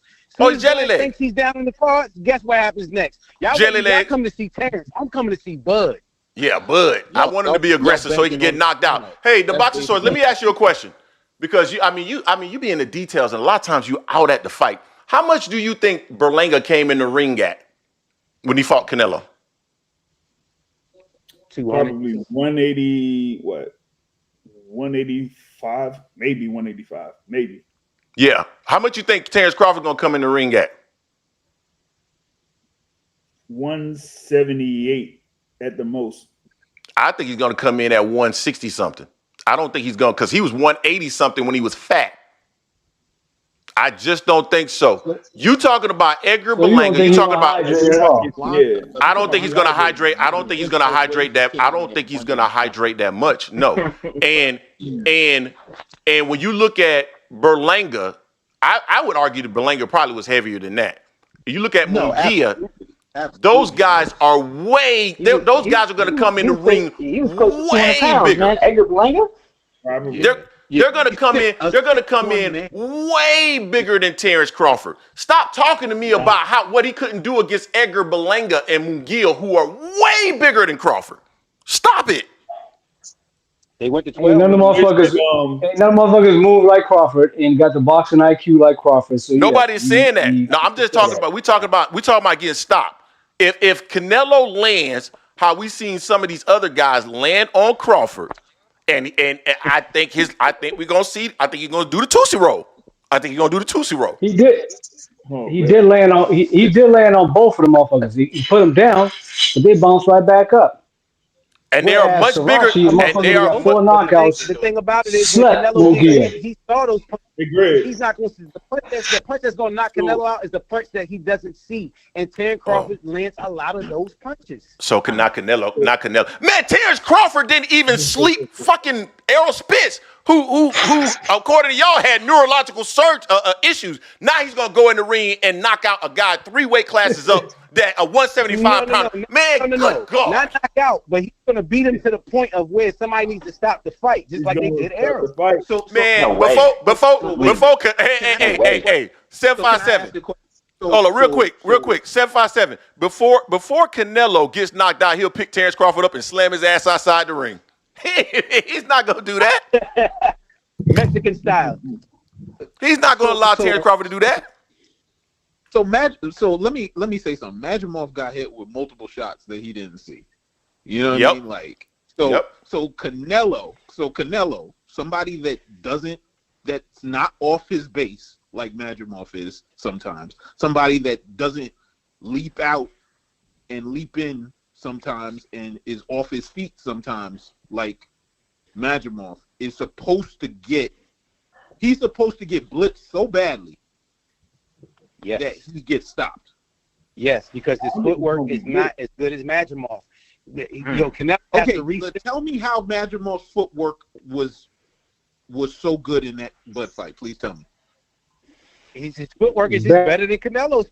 You mean the pendulum? That's all you gotta know.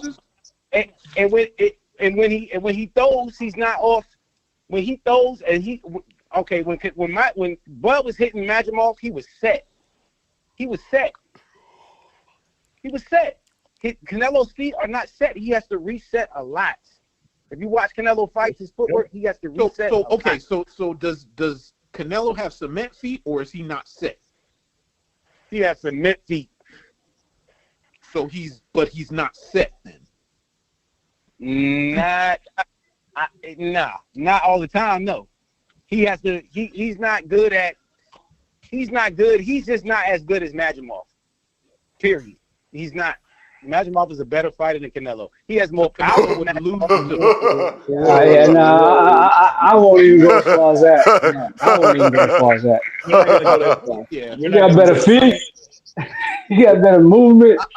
But I can't. Better fighter now. I don't know. Overall, no, because he doesn't have the timing like Canelo does. One, he doesn't have like the reflexes as far as like rolling through punches and stuff like that. No, he don't have that like Canelo does.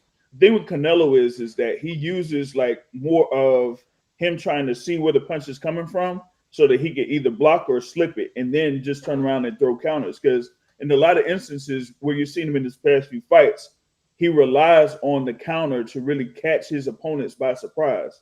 Like, for example, with the Munguia fight. Munguia had a few rounds where he thought that he was getting to Canelo, had Canelo on the ropes at one point, then threw a shot, and then Canelo just threw a 3-punch combination that put Munguia to the canvas. After that, Munguia was like reluctant to, open up as far as like his offense goes, because he knew that the counter was going to be coming back to him. And he knew that he couldn't be able to pull back in time in order to catch the counters from Canelo.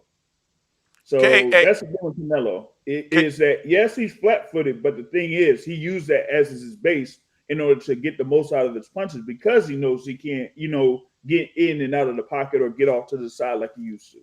Can I ask you a question? What's the reach on Jaime Munguia? What's his reach?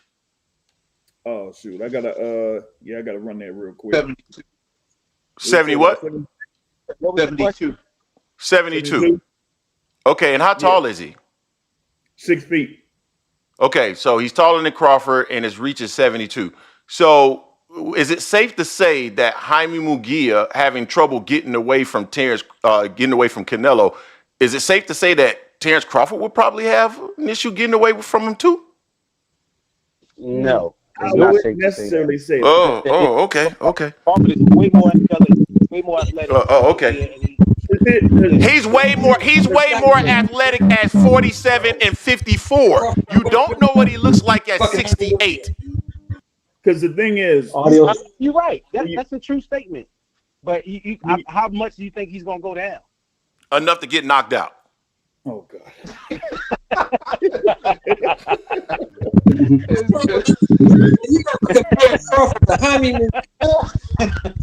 Yo, Greg is diabolical, yo. Sometimes when you're able to have a longer reach than your opponent, you're able to get away with a little bit more.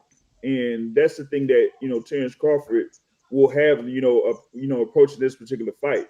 That's why I said initially, watch those first few rounds. If Crawford knows that he has the distance against Canelo and is able to at least have like either a half step or a step back and be out of range from Canelo and still be able to touch him, then that gives him a whole lot more openings going into round after round after round. That's what I'm looking for. I'm looking for the same thing. I just think that eventually Canelo's going to throw with him. And when he throws with him, it's going to be trouble. It's going to be like, because we all see Canelo has that, Canelo comes in with that high guard, and he could, either slip or try to block. And then when he blocks, he'll just come back with the left hook or just come back with the right. So he's going to try to, walk down Crawford. And then once he tries to walk down Crawford, then he's going to see if Crawford's going to make a mistake, and then just use like everything in his power to either throw a counter right or just a left hook to the body and see what happens off of that. Yeah, I agree with that. I think the high guard is something that I employ Errol Spence to use. I think Canelo gives way less opportunities for himself to be countered. He doesn't typically punch until he gets within range, and when he does punch, even if he's not landing on the body or the head or whatever, he's landing on elbows, arms, and shit like that. So my thing is, what does Crawford look like as this guy is applying this level of pressure to him? What does he look like with this extra weight on him? And does everybody keep talking about Canelo's conditioning? What happens to Crawford with this pressure getting put on him and this guy's throwing punches and he's not given as many opportunities to counter, and or the counters aren't having the same effect that they had at 47? Because his counters really didn't have that great of effect at 54 in the one fight we saw. That's crazy because it definitely had an effect on Madrimov. As you can see, like, was he stunned? I don't even gonna say the second half. Like I say after the fourth or fifth round, Madrimov wasn't fighting like he normally was fighting before. It was and that's the reason.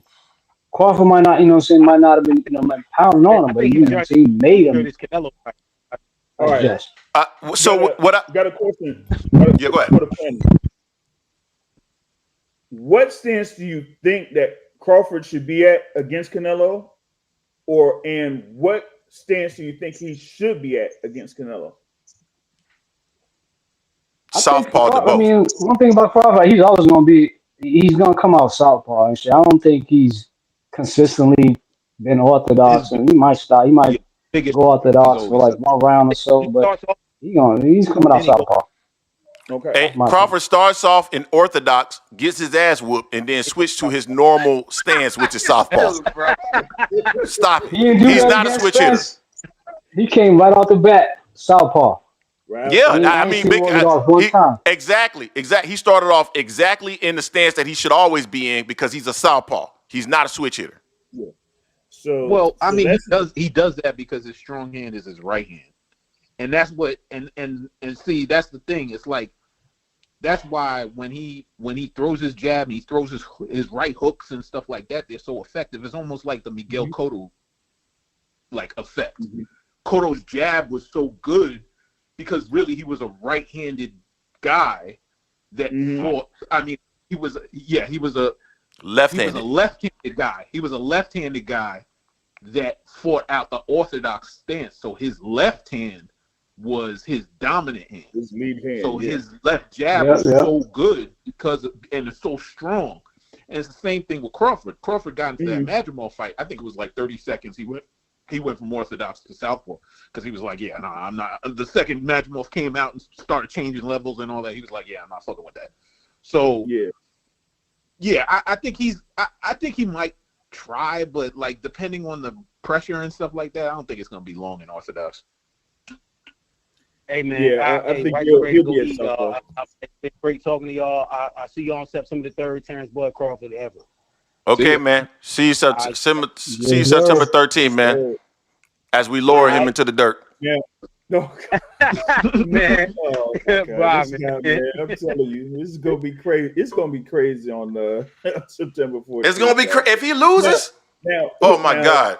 Now the thing with Crawford being at southpaw, from the offensive and defensive perspective, because like on offense, he's gonna use that lead right hand as a rangefinder in order to see like where he is as far as like distance from Canelo. So he'll be able to throw the jab and see if he'll land the jab or come around with the hook. But then also when it comes to defense, where his lead foot is going to be, which is going to be, his right foot. If he keeps it on the outside of Canelo, he's going to have that little thing where Canelo, being as an orthodox fighter, at least part of the body from Crawford is not going to be within range. So all he has to do is just take a half step back and then see if Canelo is going to commit or overcommit. And if he overcommits, then that gives him the opportunity to just come back and counter him. That's what you've seen in the fight against Spence, was that when Spence didn't have the reach, he would have, the instance where he would like commit, and then that's where Crawford just made him pay on that. So that's what I'm looking for in this fight. Yeah, I think Crawford, and that's the game plan that I feel like Crawford needs to try to implement. He needs to try to sidestep and get off and force Canelo to constantly pick up that lead foot and reset. And so I think that's his best chance to win, although I'm not sure that's going to actually work. Go ahead. Yeah, I just don't see Canelo doesn't overreach anymore. Like he doesn't. He did in the Floyd fight, and he shored that shit up. He did it a little bit in the Lara fight, but as he's moved on and on and on, he doesn't overreach anymore. So it's going to be a situation almost like the Madrimov fight again, to where Crawford is stuck, because it's only until the later rounds when Crawford made an adjustment and started. He saw that Madrimov was just doing like one shot here, one shot there. So he wasn't throwing combinations. So he basically started timing Madrimov off of when he would dip down through one of his transitions as far as feints was concerned, and then he would just fire off. He would just fire off his a hook or a jab to blind, and then hook off that. So and then turn. So he started doing that, but when Madrimov wasn't jumping in like he normally would. Like normally he would jump in. Normally he does fight like that. And I think that's what the Crawford team was hoping for. But when he went out there and saw that it wasn't happening, that's why it looked weird. The same thing is gonna happen with Canelo at certain points. He does not give you anything. And all he does is just position you. He'll just stand in front of you, changing levels, feinting. That there's a big reason why people think he's inactive. Meanwhile, he throws about the same amount of punches as Crawford in fights. He does. He hovers around 450, 460 thrown punches in a fight. And that's kind of where Crawford is. Crawford's not some high volume guy. So they throw about the same amount of punches. Yo, me and this guy, I was going to say, me and you see it almost the exact same way. Canelo does not give you a lot to target. And all that, like Crawford, his ability, I think people, have you ever seen there's a channel called, I think it's Boxing Gyms? Yeah. I think people go and fall in love with how this guy's breaking things down, and they just believe that that's just spot on. Canelo does not give you a ton to operate with versus what Terence Crawford has been used to. There won't be a lot there to operate off of. So when Canelo starts to walk to him, a lot of times it's just head movement and positioning. And then once he feels like he's in range and he can throw, he throws. But if Crawford throws with him, because Canelo is actually pretty good at he throws something, you try to counter it, and then he counters you. If he ends up throwing with Terence Crawford and he lands, then we're gonna know if we got a fight. If he lands and all of a sudden Crawford legs turn into jelly, we know that this fight is pretty much done. If Crawford eats it, then Crawford eats Canelo's in trouble. We know your theory is pretty much done. Yeah, my theory is done if Crawford can eat the punches, for sure. No, I don't. And I think Crawford can't eat them punches because Canelo ain't cracking like he was cracking and shit. Let's not forget, Canelo ain't stopped shit since motherfucking Plant. Yeah, Plant was piecing him up. Yeah, until that motherfucker's gas tank, you know what I'm saying, his check engine light come on like it usually does and shit. We talking about Plant. So yeah. I think I'm pretty confident Crawford can handle Canelo's power and shit. So I'm gonna tell you this: not only are we gonna turn on Terence Crawford's check engine light, we're gonna turn on his oil light too. I mean, my only thing is that you don't. If you're Canelo, you don't have to. Just because Crawford can take your punch doesn't mean he's not gonna change the way he fights if it's strong enough. If the power is I agree. Good enough. That's what I'm saying. If the power, but that's how I'm defining not being able to take his power. That's how I'm defining not being able to take his power. Oh, okay. Yeah, I mean, let's just say you're banking on a lot because the consensus is, no matter what, the consensus is that Canelo is still one of the hardest punchers in boxing. pound for pound, he is. Everybody says that who he fights. Everybody. Other than Golovkin because he hates Canelo. And But Terence other Crawford than is that, consensusly the best fighter in the fucking world. So what are we talking about? Are you serious? Like, we're not even talking about that. No, I'm not. I am serious. Like, see, who's your favorite fighter? That's what Crawford fans do. They try to take you off of what you're saying. Super fans, just super fans, period. Whether it's I am not a super fan. He's not my favorite fighter. It has nothing to do with that. We're talking about we're talking about Canelo and his ability to stop or take Bud off of his game with the amount of pressure that he's applying with his shots, right? The consensus is that Canelo still hits hard as a mule. So if you're saying that Bud has gotten to the point where he is durable enough to take shot after shot from somebody that hits consistently hard, that's a different conversation. But and I'm not even talking about Canelo stopping him. What I'm talking about is him. I'm gonna ask you. I get you. I'm gonna ask you one question though. Yeah. Canelo hits so hard. Why hasn't he stopped nobody since 2000, damn near 2020? And this is a motherfucker that fights like 2 times a year. You want to answer this 914 or you want me to? Go ahead. You got it. Well, I can. I'll answer it. I'll answer it. I have no problems. There's a difference between hurting people and getting the knockout and getting the stoppage. There's a complete difference between that. You see how the tenor of the fight changes when people get hit flush by Canelo. Like, there is a different tenor of the fight. It calms down. Munguia, he came out there, activity, throwing combos. Got knocked down, got put on his ass, turned it into a sparring match. Kind of same thing happened with Berlanga. It's just Berlanga has a good jab. Hamza Shiraz said that shit. Hamza Shiraz admitted that Berlanga busted his nose with the jab, and that was only what, three rounds? 3.5 rounds?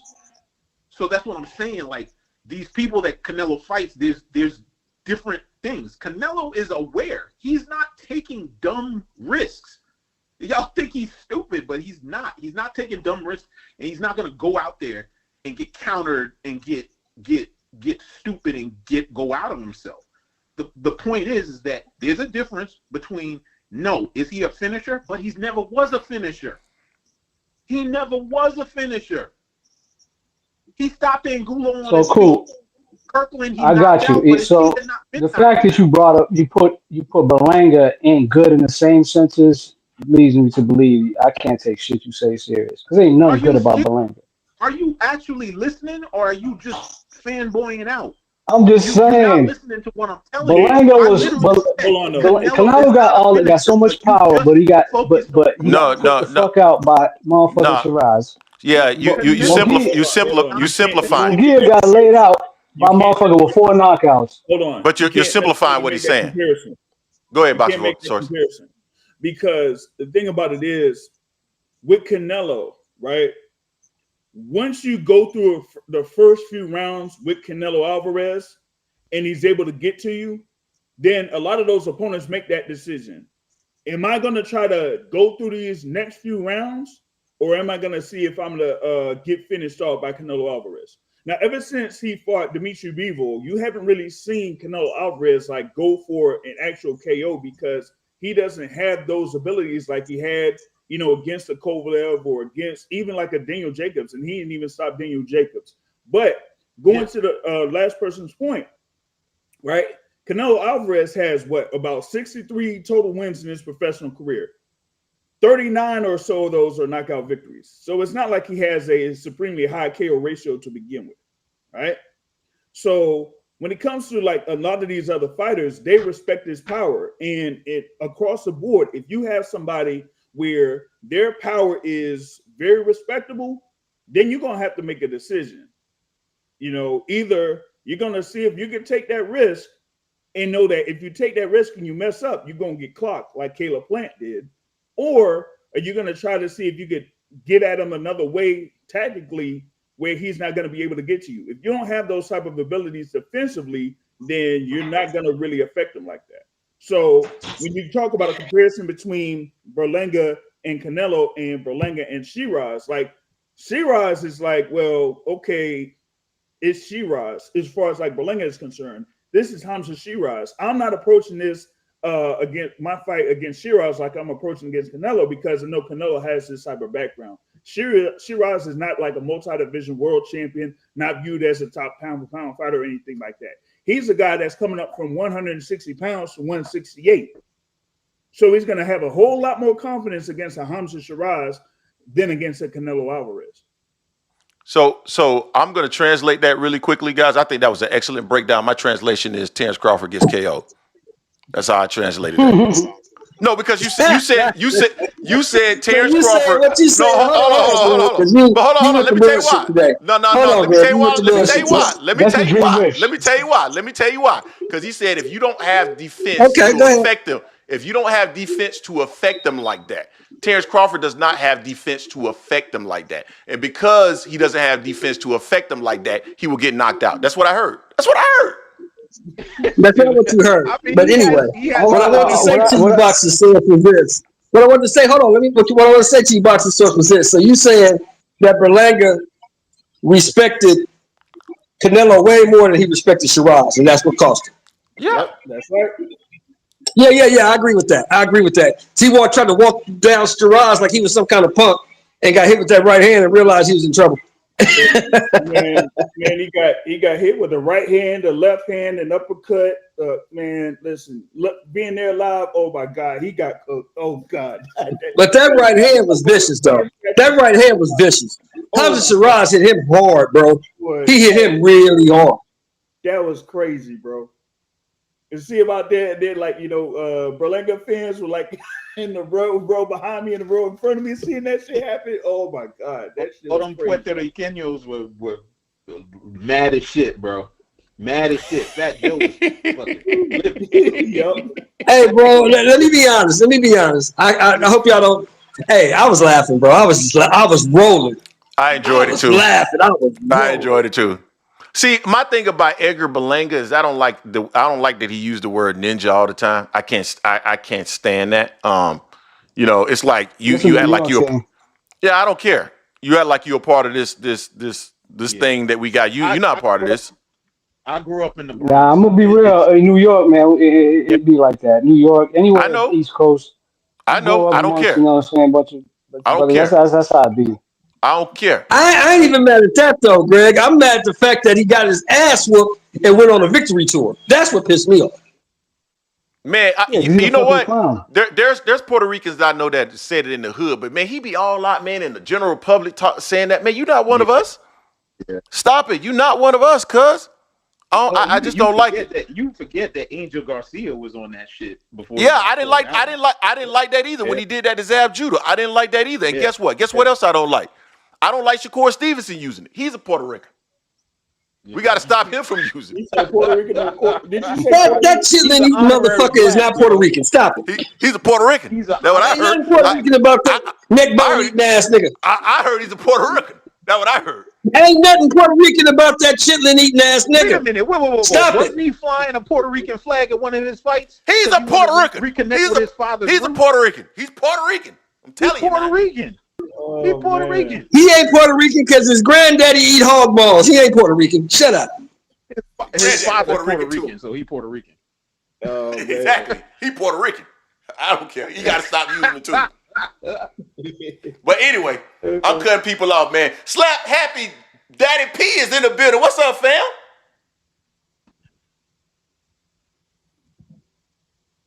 Can you hear us? I think your signal might be. I think your signal's struggling. Turn your volume up. Slap Happy. I think your signal's struggling. Yeah. But nah, man, I'm looking forward to the fight, man. It's gonna be good. Win, lose, or draw, man. I'm looking forward to people getting on here, and I enjoy the shit talking. I enjoy people coming on here and talking their stuff and doing the same. It's enjoyable. So either way it goes, it's gonna be a good night for boxing. I just think it'll be a better night for this channel if Terence Crawford get knocked out.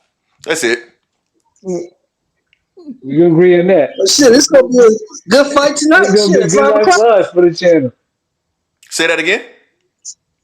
That's it's gonna be a good night for us for the channel when Bud puts the beats on him. No, that 'Cause won't be a good. I'm gonna be. No, that won't You be good going for the channel. live?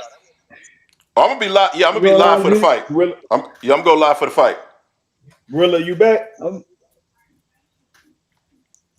Slap Happy, you back? I see him, but like his camera not moving, so it's like I think he got a bad signal. Yeah. Slap Happy needs to slap his service. But He yeah, might be man. one of them start one of them storms somewhere. So I just but here's my thing, man. The boxing source and everybody else in the comment section, because I don't even know why, but we got so many Terence Crawford fans. I think we got so many Terence Crawford fans because this is the only place that they can come and get at a content creator and not get kicked off. So I think that's the reason why we got so many Terence Crawford fans. But if you got if this dude get knocked out, and I just want to understand specifically from like somebody like Shelton Moore, right? Like the boxing source, you've been around for a long time. You've had your channel for over 10 years, right? Yeah, pretty much off and on. As far as like podcasts, yeah. Yeah, so you've seen a lot in boxing. You know stuff happen. You're not affected by it, right? We've been in the game now for like 3 years, so we've seen a lot over this time. The worst has been Errol. But I don't feel like some of the fans on here, like Shelton Moore, has really had the opportunity to see their heroes get beat in a way that they didn't think could happen. So I guess my question is, Shelton Moore. Brother. What, Go Shelton? ahead. Go ahead. Oh, well, you know what? You've been around for a long time, so I shouldn't say that. I know you've seen it. Yeah, that's fair. That's fair. But I have never seen it, so I want to understand how you behave when your favorite fighter gets beat. All right, I'll tell you. When Leon Spinks beat my favorite fighter, Muhammad Ali? you know what I did? Yeah, that's my favorite fighter all time. When Leon Spinks beat my favorite fighter, I cried for about 3-4 minutes, and I went on and turned the channel to some cartoons. I cried when Tyson lost. I cried like a bitch when Tyson lost. When Yep. when Roy Jones got knocked out by your homeboy. I ain't cry about that. I was upset for about 3-4 minutes. I took a drink and moved on with my day or my night or whatever it was. When let's see another guy I like. I really liked who did I really like that got beat? Oh, with Sugar Ray Leonard, Rob Marvin Hagler.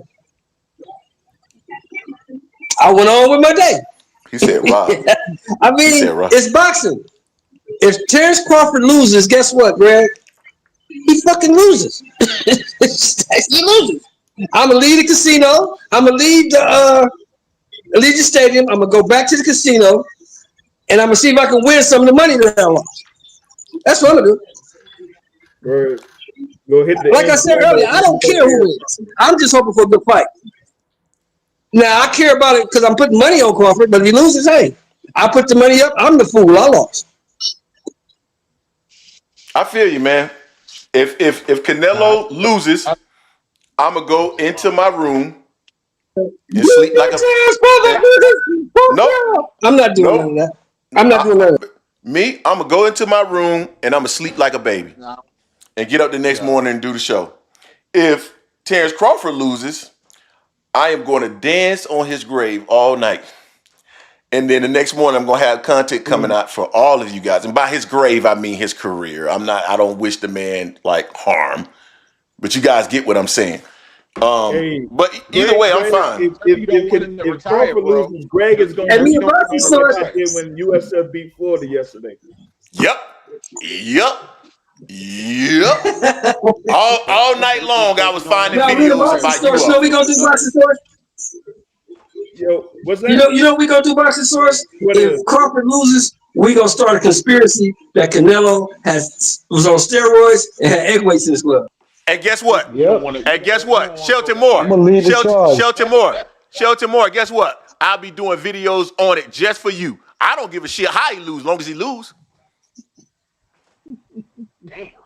Hey, at the end of the day, it's all about the content, man. It's all about the content. It's all about the L's. All I want to be able to do is come on here and see you bitches cry. That's all I want. If I can see that, brother, I'm good. Oh my God. Oh, we got Brim Boxing in the building. Brim Boxing, what's going on? Man, listen, your diabolical hate for Bud is so consistent and so respected by me that it makes me laugh, yo. If Bud loses, you are going to have a parade. But if he wins, Brim, you're gonna be good, but you're gonna come on here like with the super mean mug. I'm gonna come on here like business as usual. I might not even talk about the fight.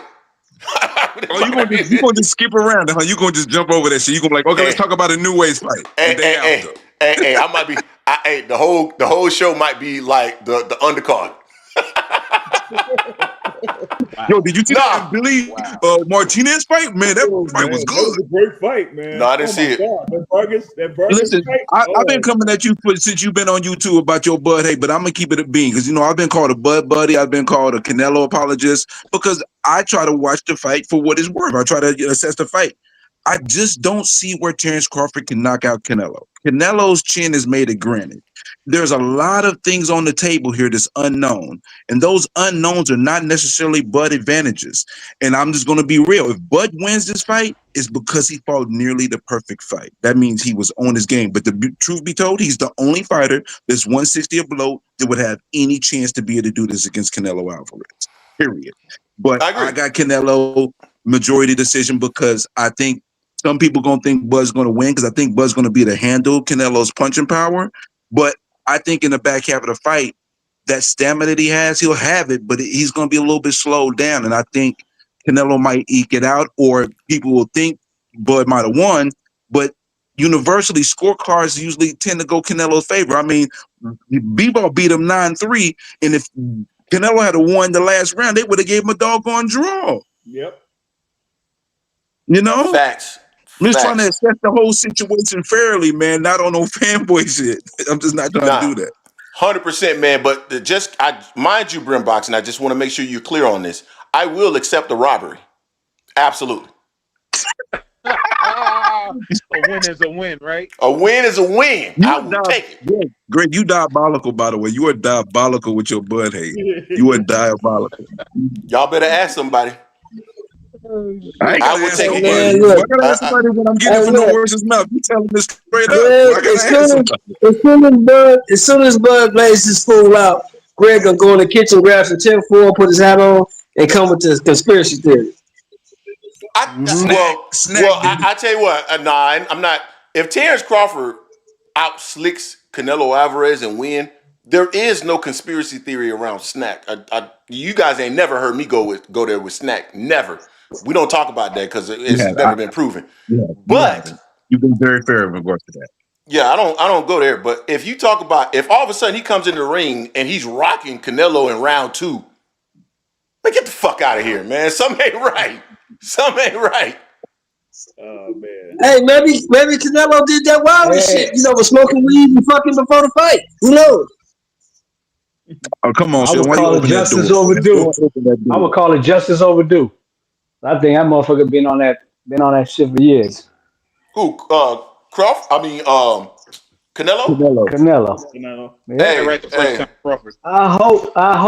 I hope Buzz up in there smack the fuck up or whatever it is all that shit y'all be talking and shit. Hey man, I don't know nothing about that. I don't like talking about stuff that ain't been proven.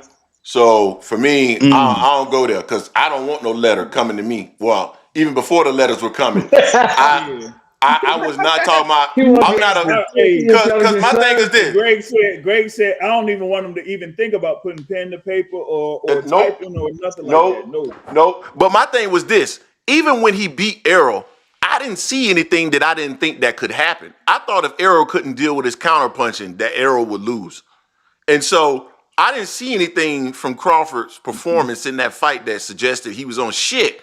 So that to me that didn't even make any sense. Now, again, Errol being a zombie, that's what I saw. I saw Errol not looking the same, and I saw Terence Crawford looking to be the same Terence Crawford. I didn't see anything spectacular. Greg, I gotta ask you a question. After the first round, did you feel that way? No, I thought Spence looked. No, I thought Spence looked funny in the first round. Like, because remember, When I Nah, he didn't. walked out, I actually left before the fight started because I had to get my daughters in bed. When I came back, the first round was already starting. So I didn't even sit down initially when I walked back in. We were doing it live, but I walked back in and I just sat there and I watched it and I was like, man, his balance looked like the first thing I thought was his balance looked fucked up in the first round. Like I didn't think his balance looked good at all. So I was like, man, he looks off. Maybe it's jitters. So so for me, Crawford didn't look like somebody that was on a like he didn't go in there and just flatten Spence. So no, it was a culmination.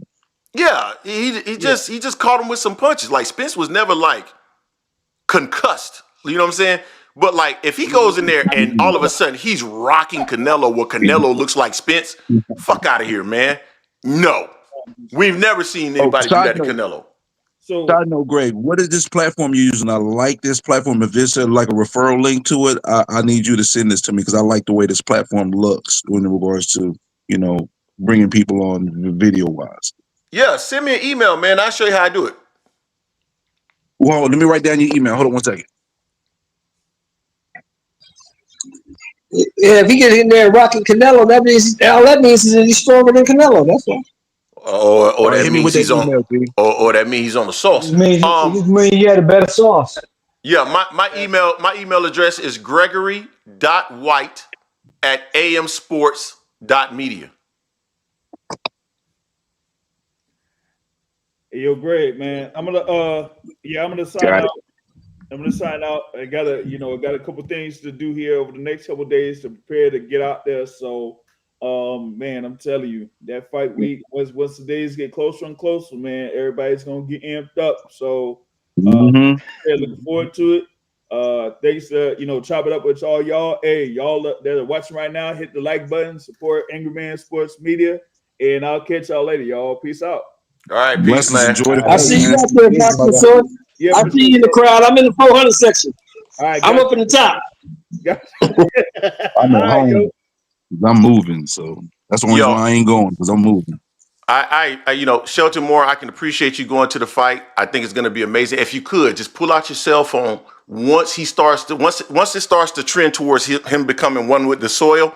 I want you to take a snapshot of it, video it, because I want you to send it to me. I want to see your vantage point as you witness him becoming one with the soil.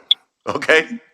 Hey, like I said, I'm in section 412, so I'll turn my cell phone to the big TV, the 100-foot TV they got at the Legion Stadium, and I'll take it from there. I appreciate that, man. That's gonna be amazing. I'm gonna sit on my.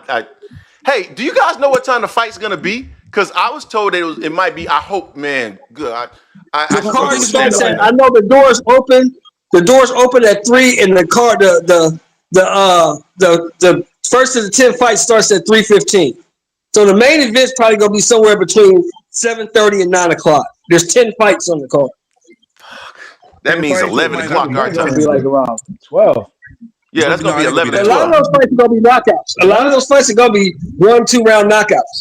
But they'll spend some time talking about stuff. I would say 10 o'clock is going to be the time the fight starts. You talking about Eastern? You got to remember the main card. The main card starts at 5 o'clock West Coast time. It's going to be midnight then. Yeah, it's going to be closer to midnight for me. That's midnight for me. I'm East Coast. Dude. Yeah. 5 o'clock. What time? But there's only 4 fights on the main card, though, right?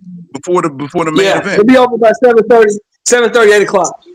Okay, so that means so I'm thinking East Coast time. So 8 o'clock is when it starts. So the main event will probably start at 11 o'clock, 11 to 11:30. Man, I'm gonna be so damn sleepy, man. I hate when the car starts. Hey, man. And I heard you talking about the snack juice. Well, shit. If the juice is the thing, then your whole college football team must be juiced up the way they beat on Alabama. They all must be on that shit. Are you Florida State? Yeah, I'm Florida State. And guess what? Oh, man, I'll take it. They're making a comeback. Yeah, exactly. Hey, Sheldon Moore, I'll take it. I'll take it any way I can get it. No, that coach was smart. He on the hot seat. He's about to get his ass up out of there. No, he took a pay cut to stay. Bro, he hired Gus Malzahn. That was the best movie ever made. Was hiring Gus Malzahn. Great offensive mind. I'm an Arkansas guy, so you know I know about Gus Malzahn. So Yes, yeah. sir. Yes, sir. Yes, sir. Hey, you know he took a pay cut to stay though, right? Yeah, I heard. Who took a pay cut? The coach? Yeah, Norvell. He restructured Yeah, the his coach. He contract. gave some of that money to Gus Malzahn. He He took a pay had to, cut. man. Yeah. Well, he's a I smart know man. You Florida. want to keep your job, you 2 and throw that 10. paycheck up. Florida I done tell for you though. what I do know is this: 2 and 10 don't cut it at Florida State. 2 and No. 10 does not cut it. 6 and 6 don't cut it at Florida State. What are you talking Nope. about? Florida State is a perennial program, bro. They 9 wins are better, bro. If you ain't winning 9 wins a season, it's gonna be an issue with Florida State fans. Period. It's Hey, gonna but be they a got damn problem. but Greg and all them got to remember, Bobby Bowden's been gone a long time, y'all. Yeah, he been Bobby gone. Bowden's gonna be hard. Yeah, he been gone a long time, just like Nick Saban been gone. That's why your boys suck at. Well, they're not Yeah, your boys, but that's why they I suck love at. watching Bama fall apart, bro. They Oh no, deserve, my boys, Alabama deserves my boys 5 got beat by consecutive Miami. My boys got beat by Miami. I rolls with my man Notre Marcus Dame? Freeman Notre Dame. in the Golden Dome. Hey, Yeah, I got rolls it. the Golden Dome, man. I got Wait, it. I is that got it. Notre Dame? Yeah, that's Notre Dame. Notre Dame. Oh, yeah, we play y'all in a couple of weeks. Yeah, we gonna beat the shit out y'all too. No, y'all coming to our house. Good luck. Listen, you better hope we ain't on fire, because if we beat Ole Miss next week, we gonna beat Memphis, and then we gonna face y'all undefeated. It's gonna get nasty, but I ain't counting no chickens though, because we'll never come through. We always fall apart. Brent Boxing. Who your team? Arkansas Razorbacks, man, them bums. The But I backs. love them though. The backs. I love Razorbacks. them. I love I hear them, you, but man. listen, I be Pig looking forward to suey. basketball season almost every year. Yeah, Woo Pig Suey, yeah. I feel you. Hey guys, I gotta go ahead and jump off here. I've been on almost 3 hours. Gotta get upstairs, man, to get to the family. But man, I appreciate all y'all man. coming on. You know, the Ravens and the Bills play tonight, man. I'm gonna jump off again myself. I feel you, man. I feel you. I'm probably gonna go live again before the fight. So I'm probably gonna do a Friday live. So be on the lookout for that. But yeah, man, we're gonna make it do what it do, man. I'll catch up with y'all though. Yeah, I'll check you for I'll be looking for I'll you. be around. Because Friday I'll be at the around. weigh-in, but I'll be checking for you.